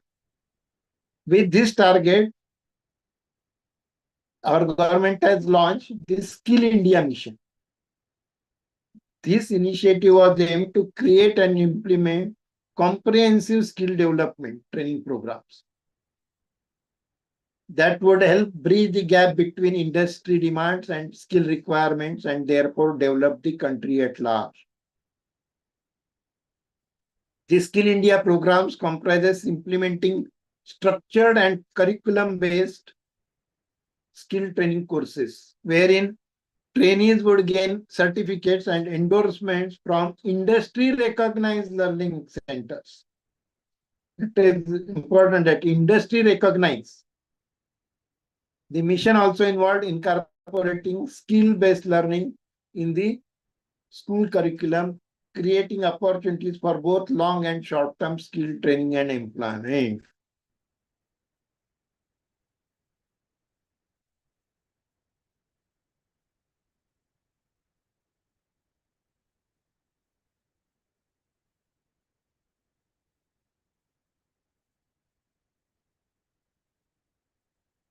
Now, why this Skill India initiative was required?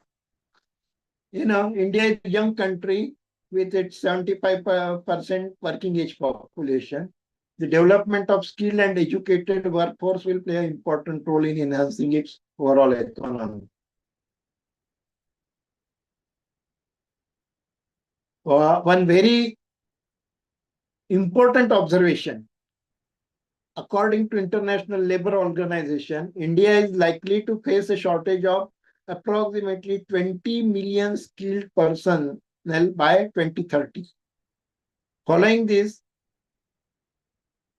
Accenture in 2019 predicted that if India does not take timely actions, such as investing in new technologies or building industry-required skills, the skill deficit would cost the country US $1.97 trillion in terms of GDP over the next decade.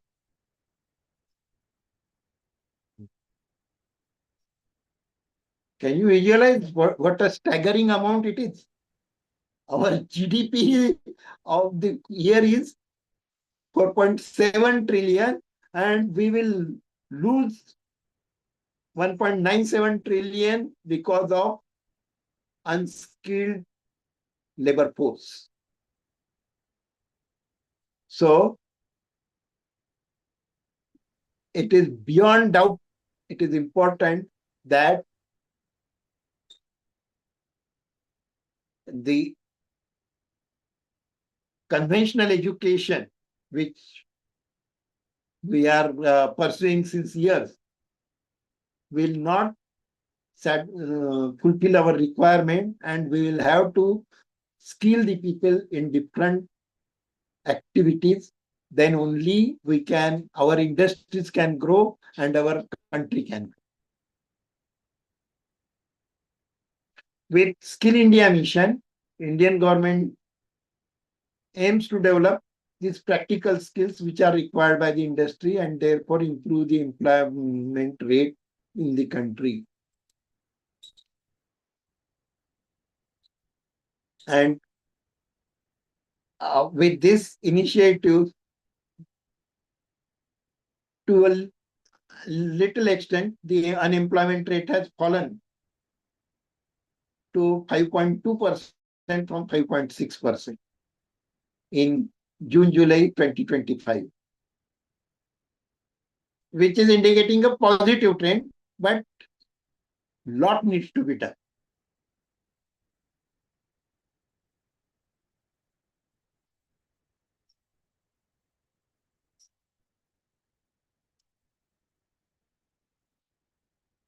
With this initiative of Skill India, government is aiming to train more than 40 crore, that is people in India in various skills. Now, what are the various departments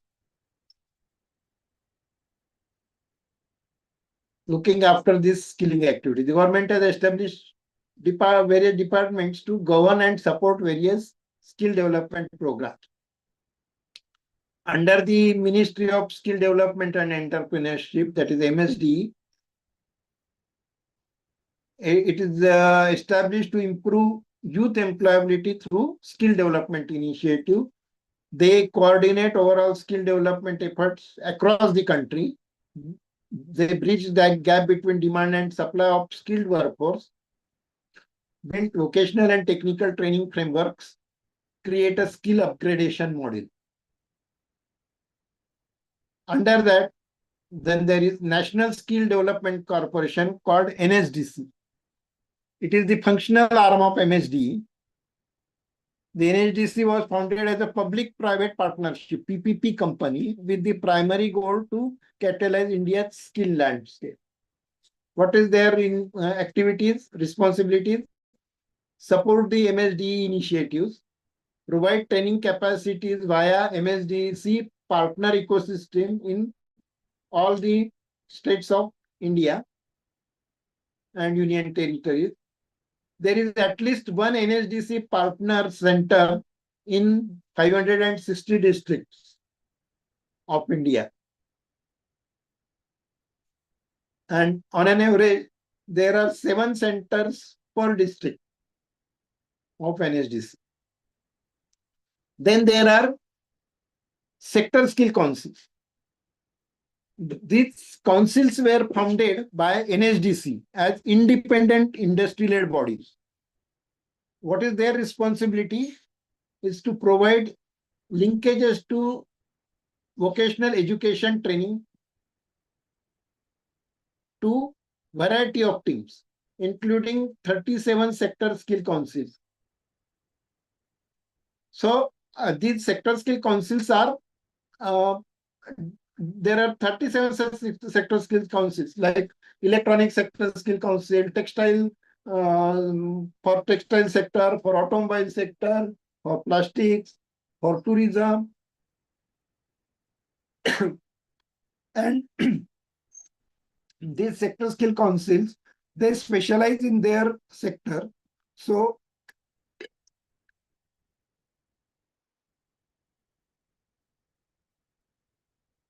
government has entrusted some responsibilities to these sector skill councils.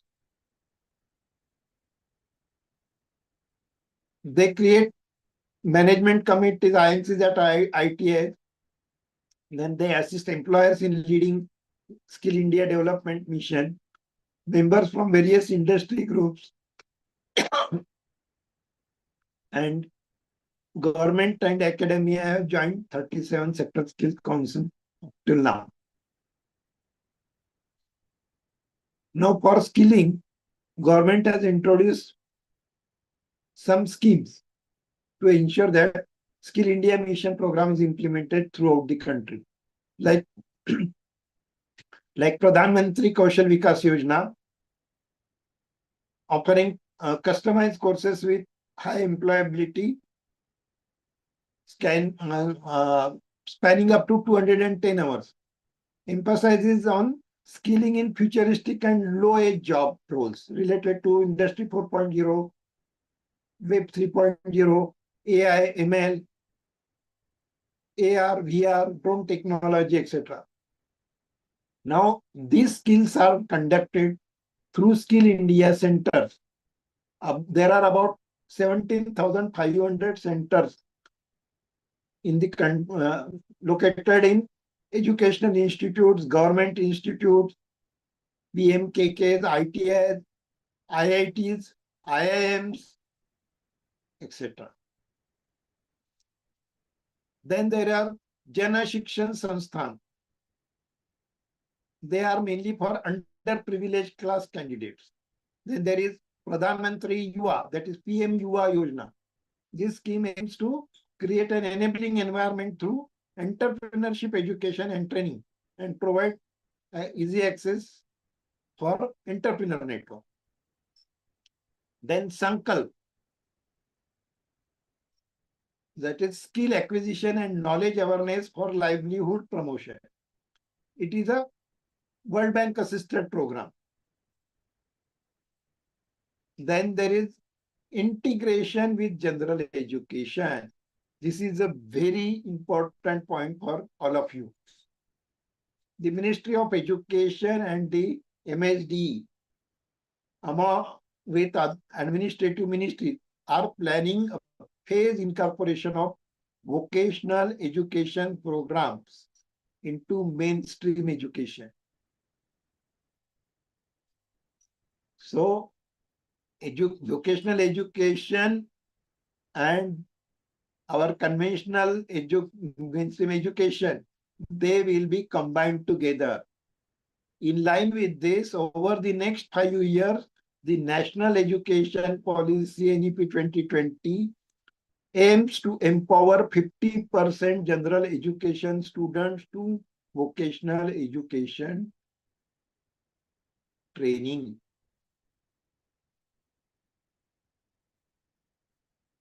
Friends, if this happens, then understand what will be the impact of this on your job roles who are only sticking to the conventional education. I don't want to scare you, but just warn you that you have to look at the things with your eyes open.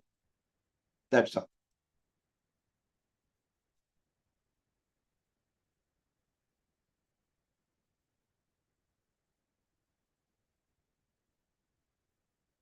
When 50% of the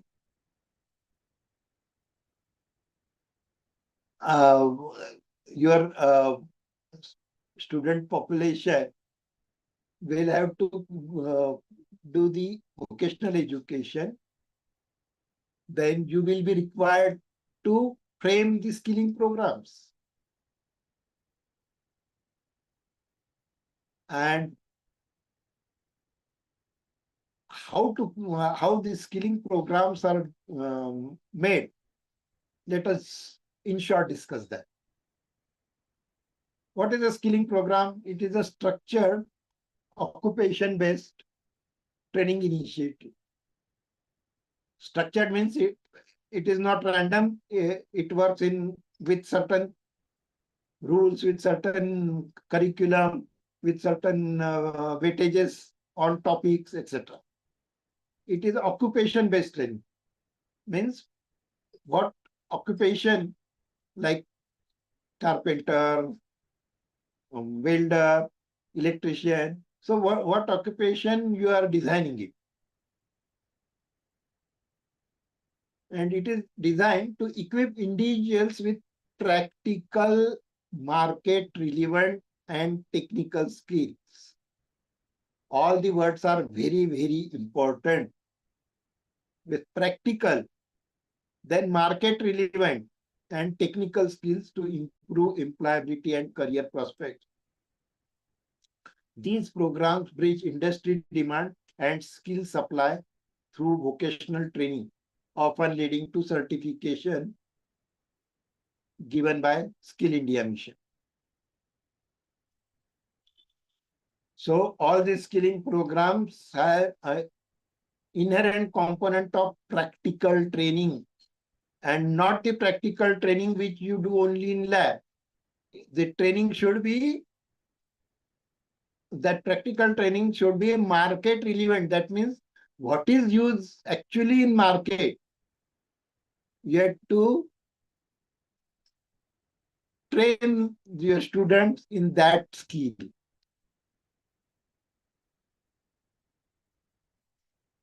Now, what are these key aspects of skilling program? First is purpose.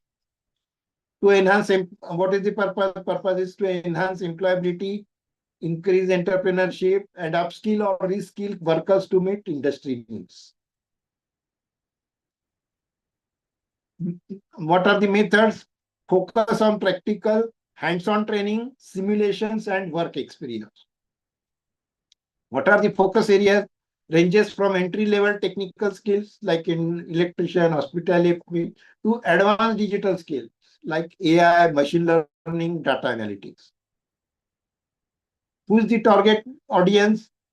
Youth between the age of 18 to 25 from various backgrounds, including economically disadvantaged, aimed at reducing unemployment.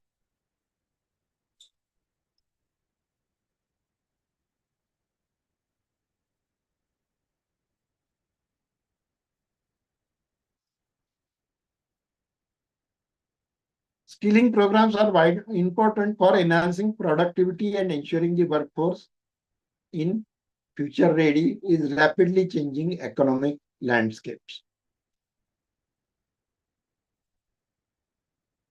There are 5 stages of skill development. They are called as Dreyfus model, which guides learners from unawareness to mastery. Candidate is unconscious incompetence. That means don't know you are bad at it. That means student himself doesn't know whether that he doesn't know this. That is first stage. Then conscious incompetence. Then he knows that you are bad and need to learn. Then there is conscious competence. That is, he can do it with focus. If he focuses on that activity, he can do it. Then comes unconscious competence. That means he can do it automatically, instantly, without looking at it or focusing on it. And the last stage is mastery, in which he can teach or innovate.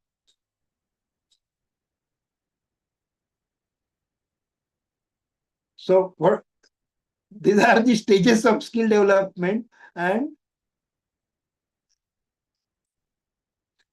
you have to go from stage 1 to stage 5. There's one very important example. What is the importance of skilling? All of you know Bruce Lee, which is a karate expert. He once said that I don't get threatened by a competitor who knows 100 different kicks of karate. But I am worried if I have to fight with a competitor who has practiced one kick 100 times, because he has then achieved mastery in that. The aim of all the skilling programs is to achieve mastery in at least one particular activity.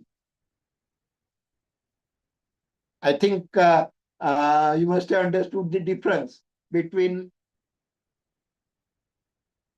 skilling and your conventional education. In conventional education, you teach students 100 things. Whether they understand, don't understand, you don't bother, and only you complete the curriculum. But in skilling, That is not expected. It is expected that whatever is taught to them, at least that candidate gets mastery in that. At least one skill. So the approach is totally different. Now, when say industry is the customer of education institutes, because your product is going in the industry. So now, what is the expectation of industry?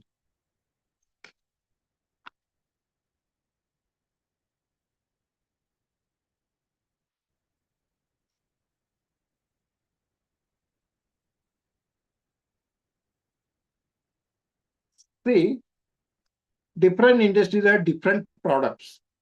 Why see, I don't want to generalize what is the expectation of industry, because industries have different products. Like in electronic industry, if you consider, there is consumer electronics and there is defense electronics. These skills required are different if the product is different. Then there is different manufacturing methods. There may be automatic machines, semi-automatic machines, manual machines. Then there is the scale of manufacturing, that is line manufacturing, batch manufacturing, or individual piece manufacturing. These skill sets required differ drastically. A person working on a production line has to do only repeatedly one activity. If in a product there are 25 different activities, one person will do only one activity. There will be 25 people, each one doing the one activity, one after the other. But if it is a individual piece manufacturing, then one person is supposed to do all the 25 activities. Now you tell me what kind of skills required if he has to do an individual work, and what are the skills required if he has to do a line manufacturing. So the skill requirements, expectations of industry are different for different manufacturing methods. Then there are different working environments. There in industries, in some industries, there's extreme temperature, humidity, dust. While there are some industries which are fully air conditioned. Now the skill requirements are going to be different. A person working in this extreme temperature, humidity, dust, he needs a different type of skill, different types of physical stamina than a person working in an air condition. So when we say the expectations of industry, please just don't generalize.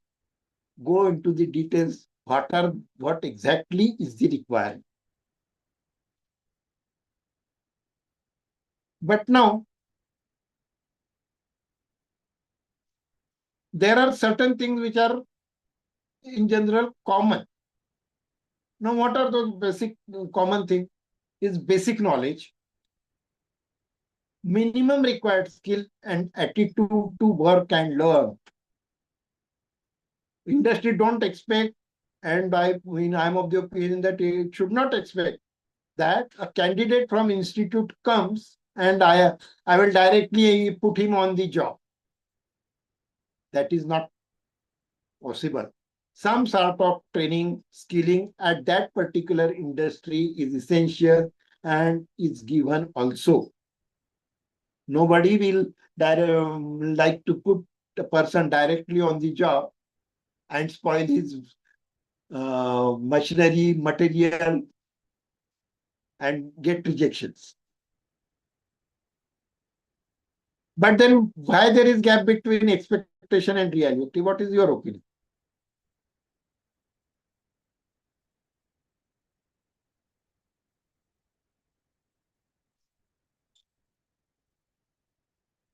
See, there is lack of basic knowledge and skill. Problem is, I will, from industry side, I will give the problem, and you comment on. Can academics give me assurance that a student who has got 80% mark knows at least 40% of his from his curriculum? You have given him 80% marks. Can you assure? When we are talking about academic leadership, institutional excellence, when you have when a candidate has passed from your institute and you have given him 80% mark, can you assure that at least 40% he knows 40% from his curriculum? I'm not asking 80%. I'm only asking 50% of what marks he has got. If he has got 60% marks, will he know 30%? Unfortunately, both of them does not know even 10% of their curriculum. Even a person getting 80% or getting 60%, both are almost at the same level. So industry does not have faith on your marking system. The words may be bitter, but they are true. What are marks obtained and what is knowledge or skill level is too much different.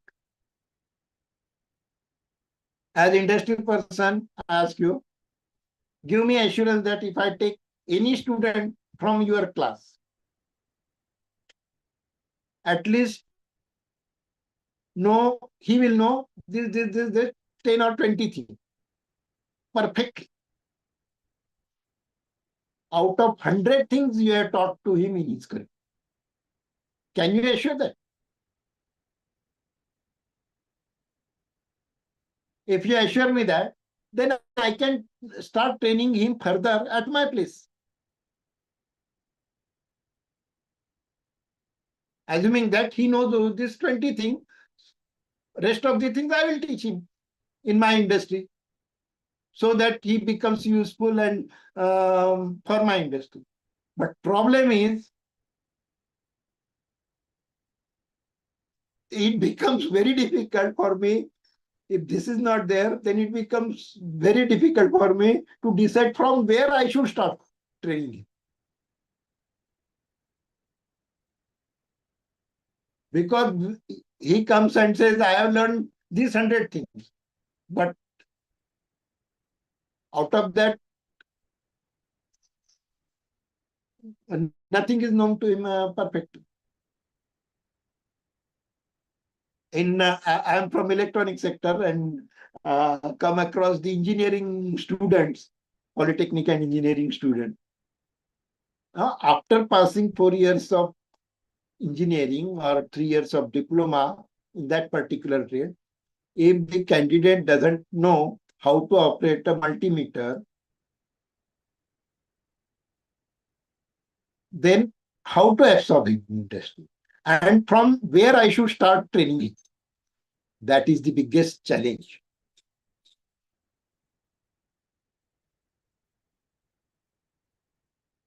Industry is in a way that way selfish because they are focused on output and money. But to certain extent, that is not wrong. But today, even industry will have to change its attitude and way of working if it has to sustain in future. So, industry will also have to do something to academics. Now, what industry can give to academics?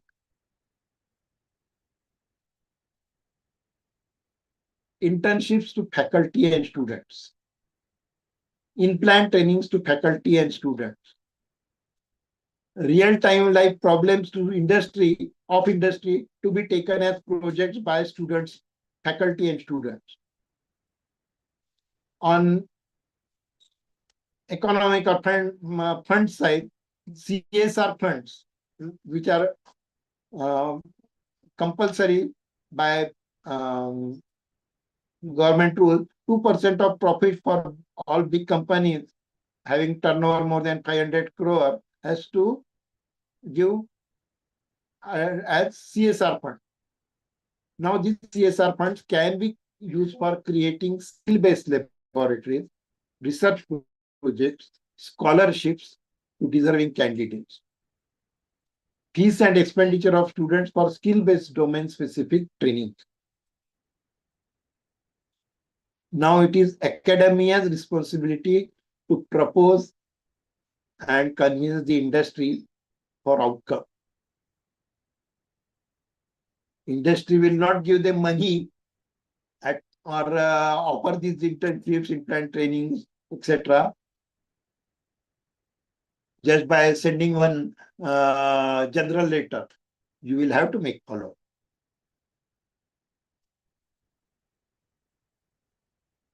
I feel we are talking about internships, implant training for students. What I want to say is, more than students, these internships and implant training or working in industry is more required for the faculties, because unless faculties don't know what is there happening in the industry, how can they train their students? So the first and most essential thing for all the faculties is they should come for internships, they should take implant trainings. And once they do that, they will come to know the industrial environment, and then they can properly pass it on to the students.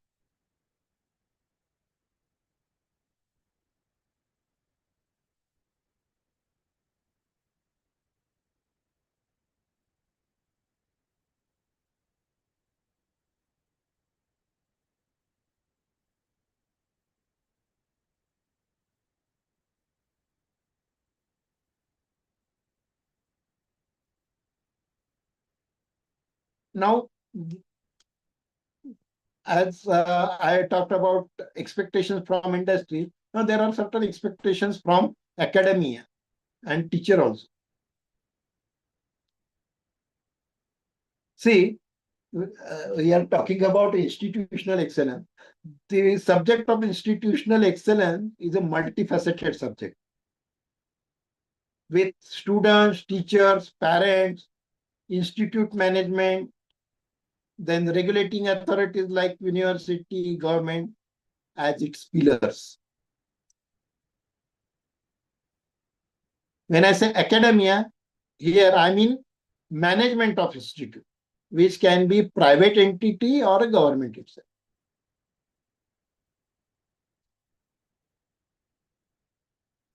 All of you know about National Education Policy 2020. In NEP 2020, the teacher's role has changed from mere knowledge transmitter to a passionate facilitator, mentor, and guide. See, these are very important things which are going to affect on you. Whatever you are doing since years, that was going to change. So their teachers have to become a facilitator, mentor, and a guide. This is crucial for fostering holistic development, critical thinking, and creativity by moving away from learning to experiential, inquiry-based, and competency-based education. Teachers must create inclusive, innovative classrooms, adapt to new pedagogies like play-based learning, digital use of digital tools, etc. Then design multidisciplinary lessons and provide crucial mentorship for students to become all-rounded and problem-solving citizens. Now, this is what is expected from teachers under NEP 2020. Presently, we have many teachers who teach what they know and not what is needed. If we teach this way, students will bunk the class, saying that this we can learn better on a 10-minute YouTube video, and your 25 or 30 years of experience will be of no use. Making your training interesting is your responsibility.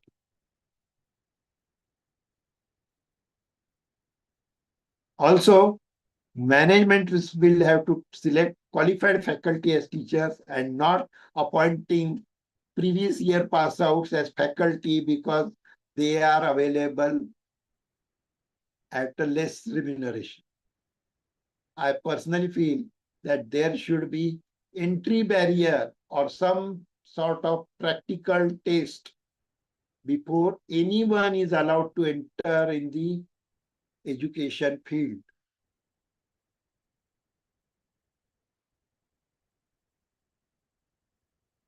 Can anybody comment on this? Should there be such a test for teachers?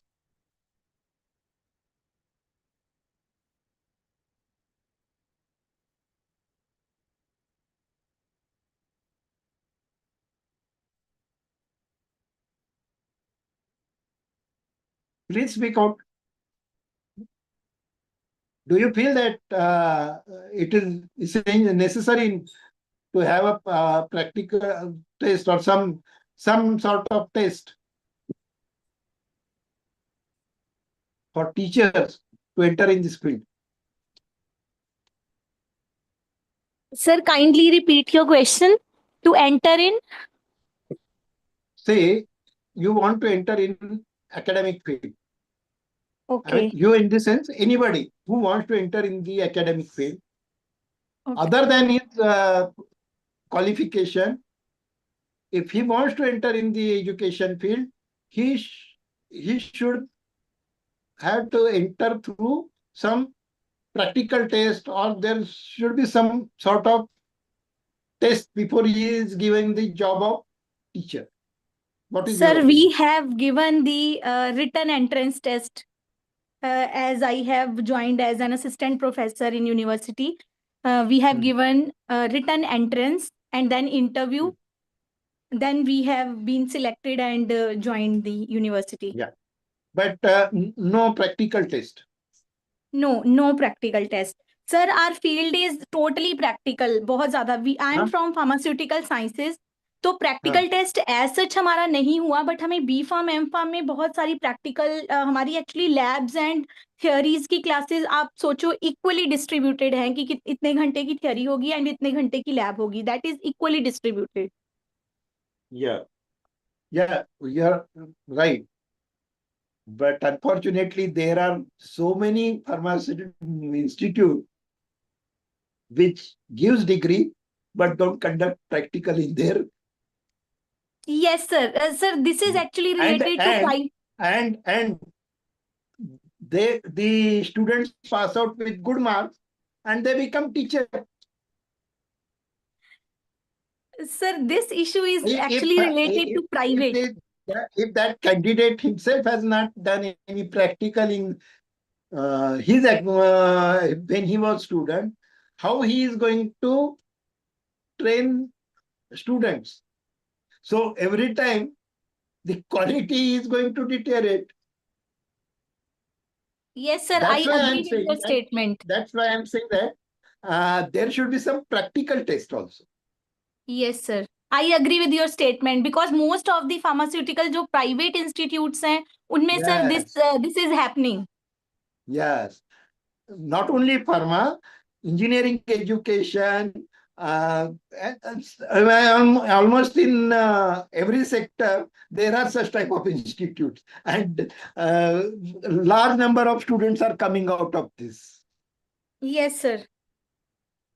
Okay, so the key roles of a teacher are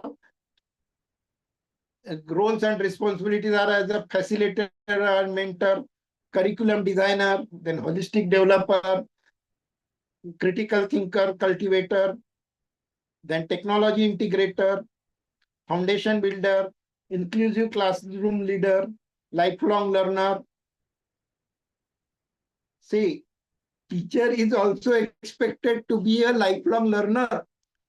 Not only students, but teachers are also expected to be lifelong learner. So I will not go in the more details. Just mention is sufficient. Now, there is one essential part that teachers should be empowered. Now, the proposed strategic recommendations of NEP 2020 are that NEP 2020 is a roadmap for the future. The teacher should train students in multidisciplinary environment, student-centric education, and supporting self-directed learning should be promoted. Teacher to get transformed as mentor or guide. And NEP 2020 emphasizes empowering teachers by providing autonomy, dignity, and support, ensuring the best talent enters the profession. The word is best talent enters the profession, not the kind of teachers what we just discussed, and recognizing them as pillars of societal change.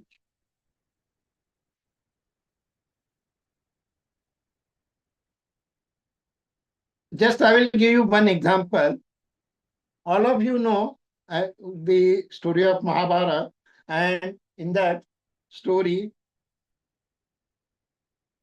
Dronacharya took all his students at one place.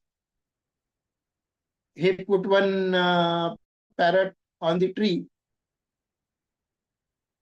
and he asked to target the eye of the parrot by arrow.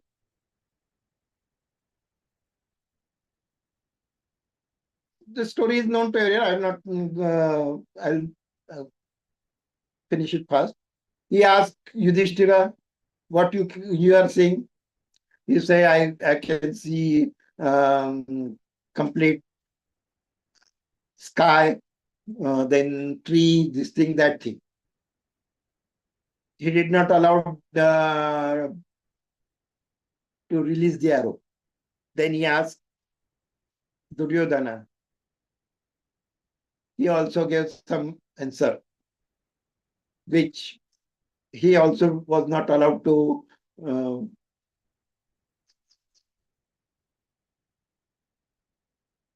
then being and others. So to many students, I mean, he asked, ultimately, he asked Arjuna, what you are seeing? Arjuna said, I am seeing the eye of the parrot. And then he allowed to do the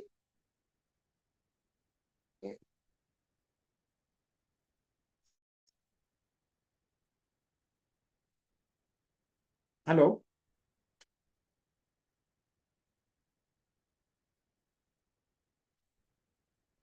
And with Arjuna's answer that he can see only the eye of the bird, he was allowed to launch the arrow. What is the moral of this story? All of you know this story. Can you speak out? What is the moral?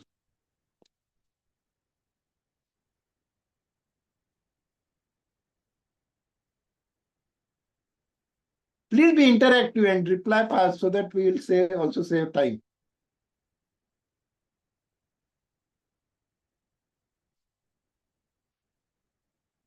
All of you know that the moral of the story is you should always focus on your target, and you should only see the target. Yes, that is one moral. But what I want to bring to your notice,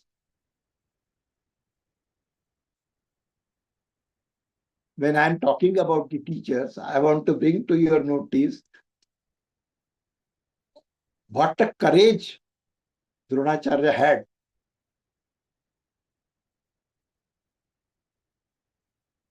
As a teacher, to fail even Yudhishthira and Duryodhana, who were Yuvraj, and after some time they will become king. Still, he did not allow them to launch the arrow. One way,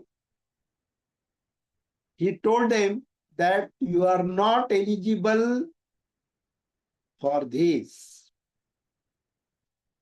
That means in the examination of archery, you have failed.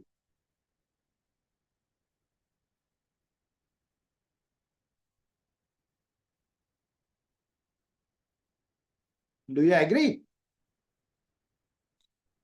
And nobody interfered in his decision, not even king. So,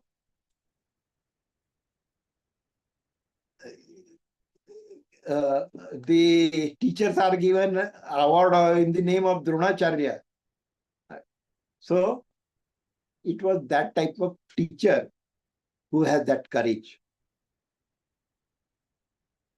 If a teacher succumbs to all the small pressures from here and there, then forget, you cannot create a college.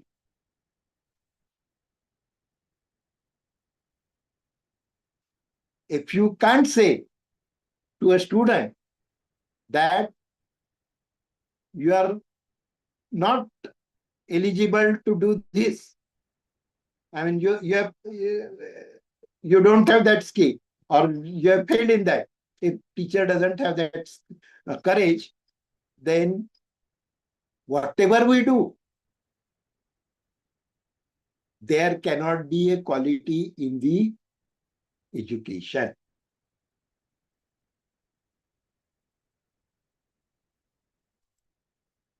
See, but as a teacher, he did not allow them to launch the arrow. But he was not only a theoretical teacher, he was a great warrior.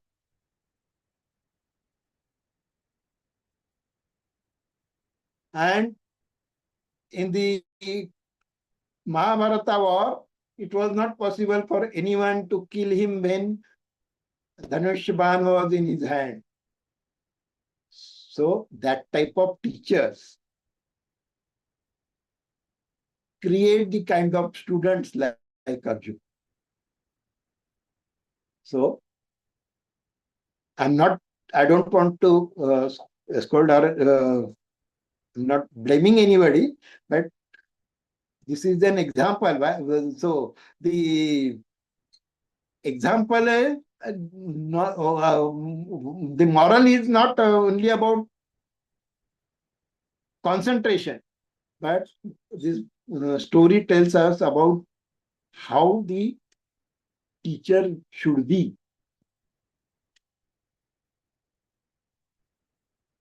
But at the same time,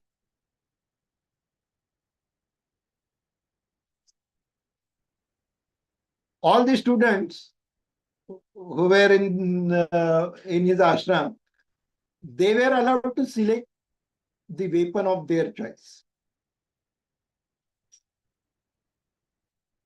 Duryodhana selected Gada, Yudhishthir selected Bhala.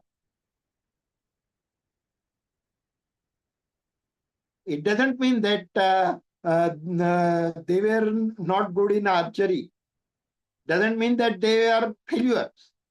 They are good in some other thing. But you are good in other field doesn't mean that you are good in everything and you are allowed to do everything. Every skill requires certain requirements, and a teacher should be very clear on that, that if the that skill is not there in the student, he will not be clear forward.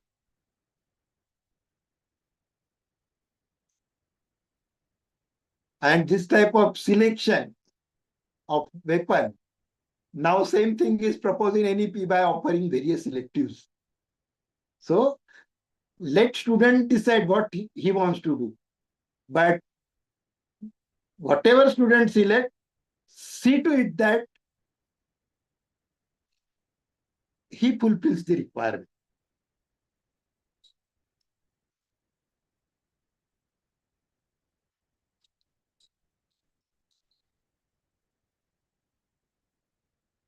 Now, all these times we are talking about well, one last point. In the curriculum development, we are all the while talking about skills.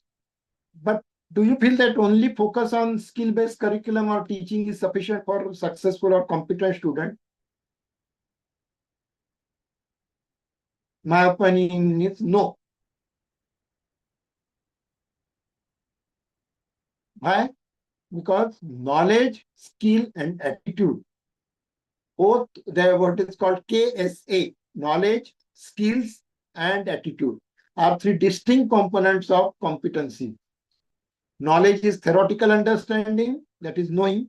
Skills are practical application, that is doing. And attitude is the mindset or emotional disposition towards work. Knowledge is acquired through education. Skills are developed through practice, and attitude is cultivated. Knowledge is cognitive or mental, represents information, facts, concepts, theoretical understanding gained through education or experience. It is the what or why behind a task. Skills are called psychomotor or practical. They refer to ability to apply knowledge effectively, involving proficiency in physical or mental tasks. It is the how or the action. Then comes attitude, that is affective or emotional, encompasses feeling, mindset, and behavioral tendencies towards people, task, or situation. It influences how skills are performed. How you can acquire them? Knowledge can be taught, skills can be trained, and attitudes are often self-developed or influenced. A person might have knowledge but lack of skill to execute it, or have both but lack of positive attitude to perform well. He will not be successful. So all the three are interdependent. Now in industry, it is said that how you hire a person. A person is hired for attitude and trained for skill. Is a common principle, because attitude is harder to change than the technical capability. And what is attitude or how it is, it matters. I will give you one example. In my industry, one girl came for interview, some engineering graduate, very poor knowledge of basic concept, and then I asked skill related questions, she could not answer. I asked her whether she really interested in job? She said yes, and she promised that she will gain the knowledge and skills. So as per company norms, I told her various details like job profile, training period, remuneration, working hours, etc. I told her that timing is from 9:30 a.m. to 6 p.m. with 30 minutes lunch. What was her immediate reaction? In Marathi, she replied, "Itka way," meaning so much of time to work. Now, let me tell you, every one of you know that 8 hours of working daily in industry is minimum for any industry. She was expecting working hours like college of 10 to 5 with last 2 periods not not there, so leaving at 3 p.m. There is attitude problem, and can such candidates get entry in industry? So my point is, changing attitude is really very, very difficult. And instead of changing them, I expect that teachers should create right attitude in them when they are students. Don't show leniency in working hours. Discipline, and to certain extent, forced to do things timely, which becomes then their habit. Reward those who does timely work and penalize if there are delays. If armed forces, anybody comes late on ground, he has to make 2 rounds of ground carrying his gun in hands. He's punished. Maybe in our situation, it may not be possible to punish that way. But there are other ways you can do it. Just don't neglect these things. Because if you, as a teacher, when you want that your institute should be excellent, there should be academic leadership, and if you are behaving with your student in this manner, how can they be excellent?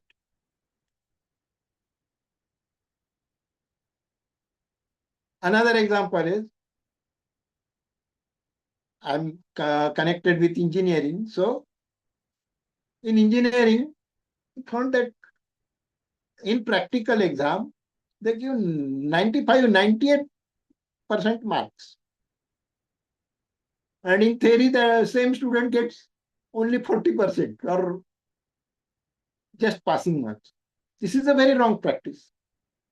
By giving high marks to non-deserving candidates is not going to increase your institute's excellence, but it will increase only if your students are rightly evaluated.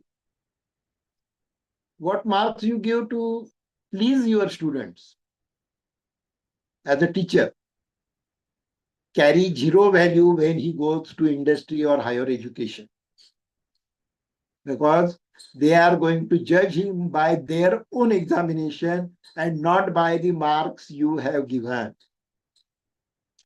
So why you are giving such marks to students? So that they start thinking that they are exceptionally good.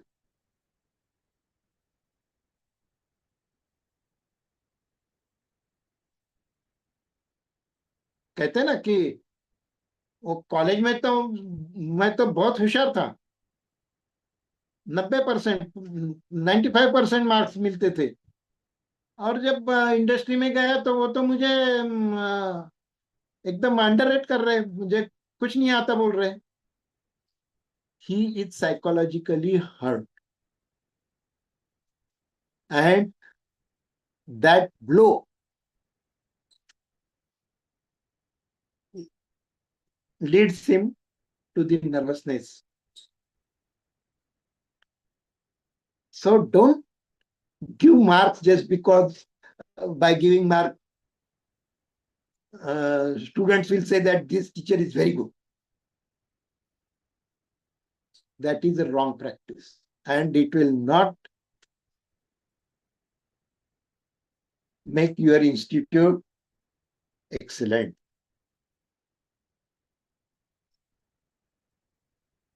How these things are measured? Knowledge is measured by test, skill is measured by observation or demonstration, and attitudes by behavioral assessment.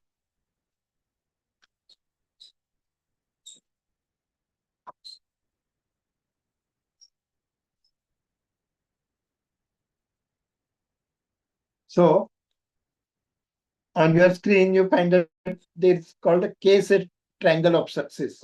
That is knowledge, which is at the base, and there are two other dimensions, skills and attitudes. And with all the three, then only person becomes successful. Guidelines are already given in NEP document for curriculum development, but we have to look at them with positive attitude in a spirit of implementing them to best of our effort, and not with the attitude that let us implement because someone is asking us to do so. Knowledge of facts, information, and experience, theoretical or practical understanding of a subject. It's true that knowledge is power, but so are the skills and attitude.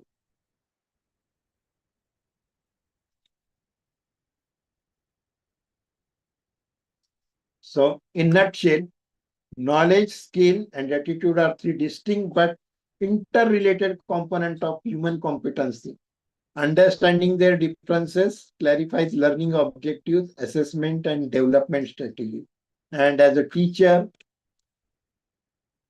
you have to focus to incorporate all the three in your students, and then only you and your institute can claim towards excellence, academic excellence. I think with this I have completed my lecture. There are some slides which are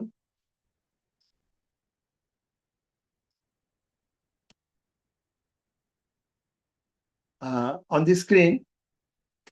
In 2 minutes, I will finish up what actually we do as a Luans Electronics. We manufacture a vast range of educational training kits. Photographs of them are on the screen, which helps students to do the practicals. And these training kits are mainly for electrical and electronics engineering. And right from first year to final, almost 7th semester, we manufacture different training kits amounting to more than 450 in number. And I'm proud to tell you that more than 3 lakh students have used our kits in their academic journey. Then there is one more product, Sai Jala Deepak, which is the one item from consumer electronics, which is a water operated diya. You just put water in the diya and diya will glow. Just a unique product for Diwali. These are the photographs of on the screen. You can find photographs of our training kits. Then what we manufacture different kits for various laboratories. What are the laboratories? That list is also given. With this, thank you very much for listening me for such a long time. And if you have any questions, I will try to answer them. Thank you very much.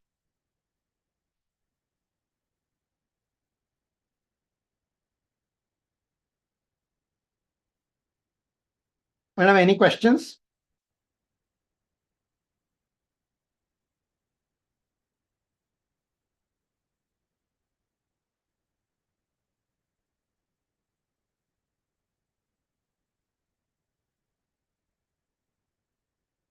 कोणाला काही प्रश्न आहेत का?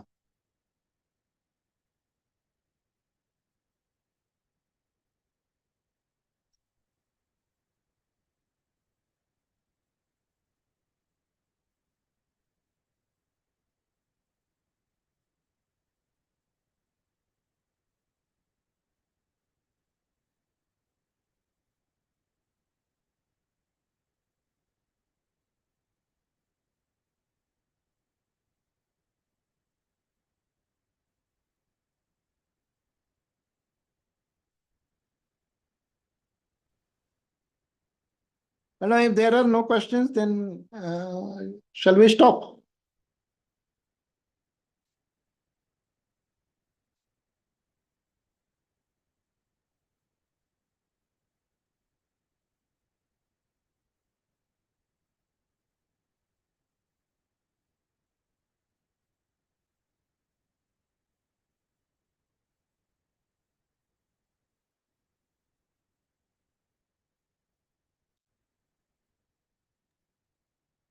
Hello. Hello. Hello. Am I audible, sir?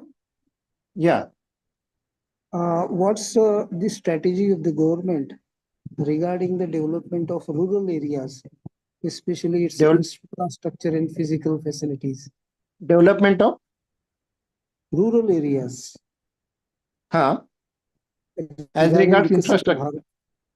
Regarding Viksit Bharat 2047 and the role which is needed to be performed by academic leaders in this regard. See, there are many, I mean, government is putting lot of money in for creating infrastructure. Let it be in the schools. There are many new schools are opened with computer labs, then good building and some basic amenities. These are not very very remarkable thing, but considering situation of our schools, our rural schools today, that is still a I can say a good step. Sir, But as far as the topic is concerned, what I feel personally is that there is the issue of digitalization. So it becomes very difficult to reach at rural places. And is there any specific strategy which have been pre-planned or designed, especially in 2024 Viksit Bharat? yes, For now one of the problems was in the internet connectivity. Yes, sir. Yeah, because a student in rural area can learn through online method, provided he has the internet connectivity. Now government claims that almost 98% of the area is covered by internet. Now, whether it practically works or not, that is a thing to be seen. But the claim is that it is almost all the total country is covered with the internet. My question relates to the practicality. Yeah, I agree that practically there are a lot of challenges even in cities. We don't get good range. In Chhatrapati Sambhajinagar, sitting at my place, if I start video, I will not be able to connect. Yes, yes, that's the fact. Just with audio, I could connect with you, but with video, if I try to connect you, It's not I may not possible. be able to. So yes, agreed that there is practically there is lot of gap, and that connectivity issue is a major problem. The students have economic problems also, the affordability of all these things. There are many issues related means in rural areas, so the attention needs to be paid to the rural areas. So that needs to be developed as far as the academic excellence is concerned. Yeah. Yes. Even today, our infrastructure is at a very bad shape.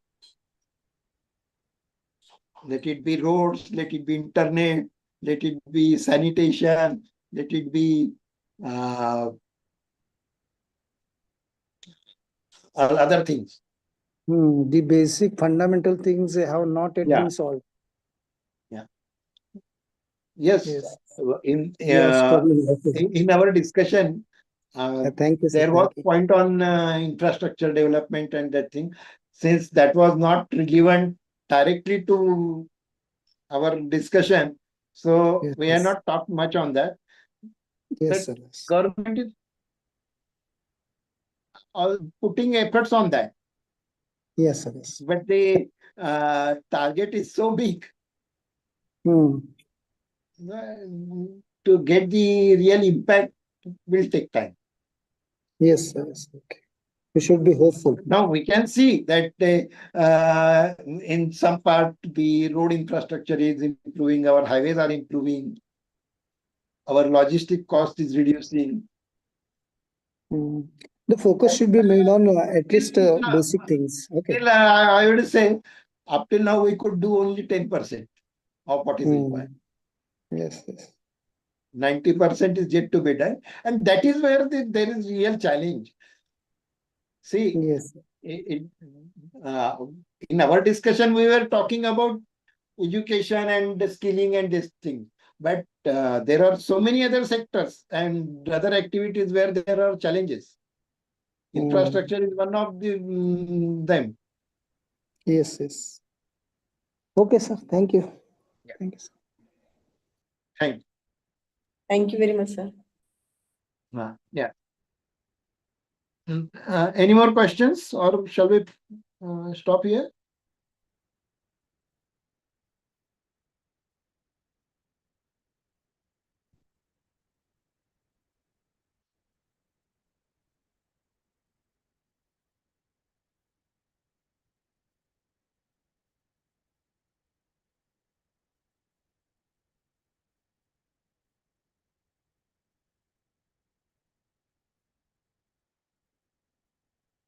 Madam आपल्याला थांबता येईल की अजून कोणाला काही प्रश्न आहेत?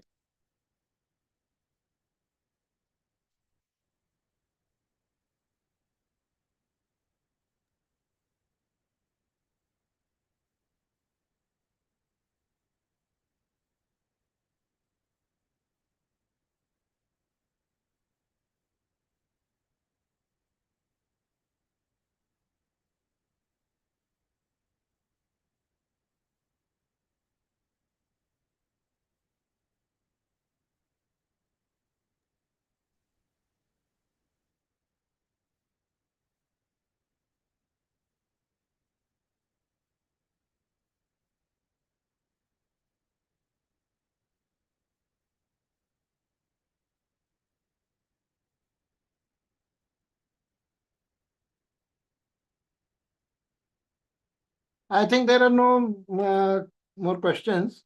So let us stop here. Yes, thank you, sir. Yes, is roll number for the vote of thanks? Pardon? Yes.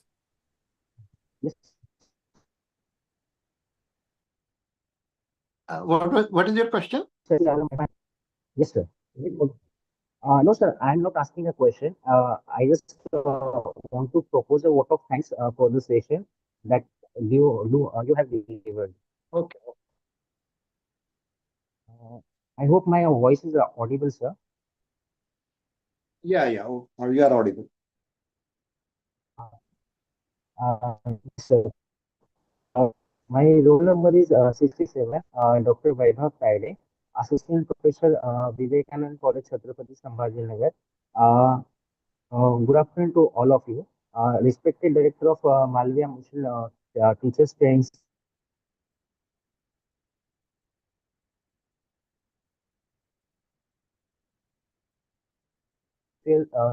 personnel, it is my privilege to propose the vote of thanks on behalf of all participants of this particular refresher course, which is titled as Academic Leadership and Institute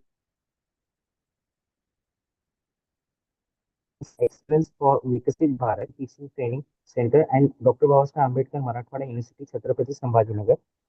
Firstly, I foremost express my heartfelt gratitude to our esteemed resource persons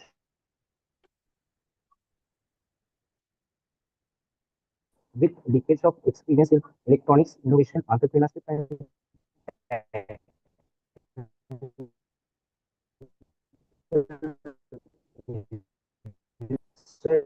today's session was uh,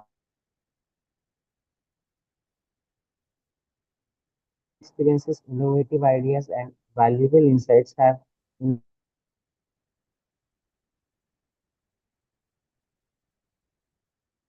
to the vision of Viksit Bharat.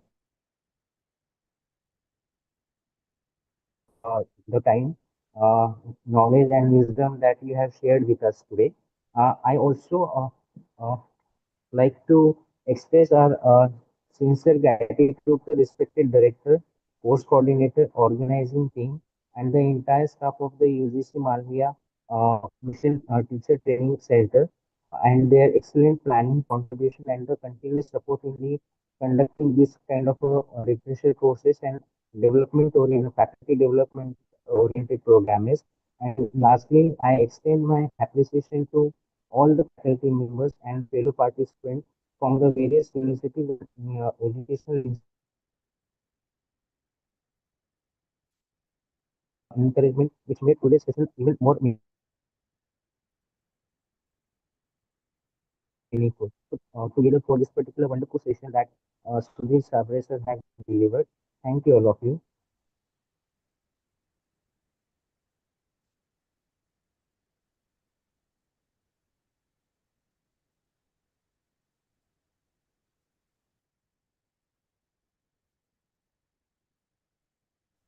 Yes, sir.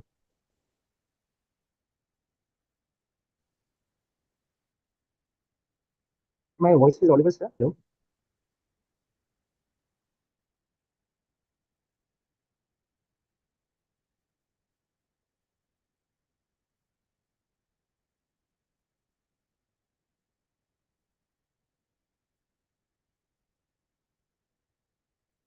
Hello. Yes, you are audible. We heard you. You're audible, sir. Yes, ma'am. I stop my vote of thanks here, and I'll lastly thankful to all of you for providing and listening to me. And also, I'm thankful to the management also of Dr. Babasaheb Ambedkar Marathwada University Unit for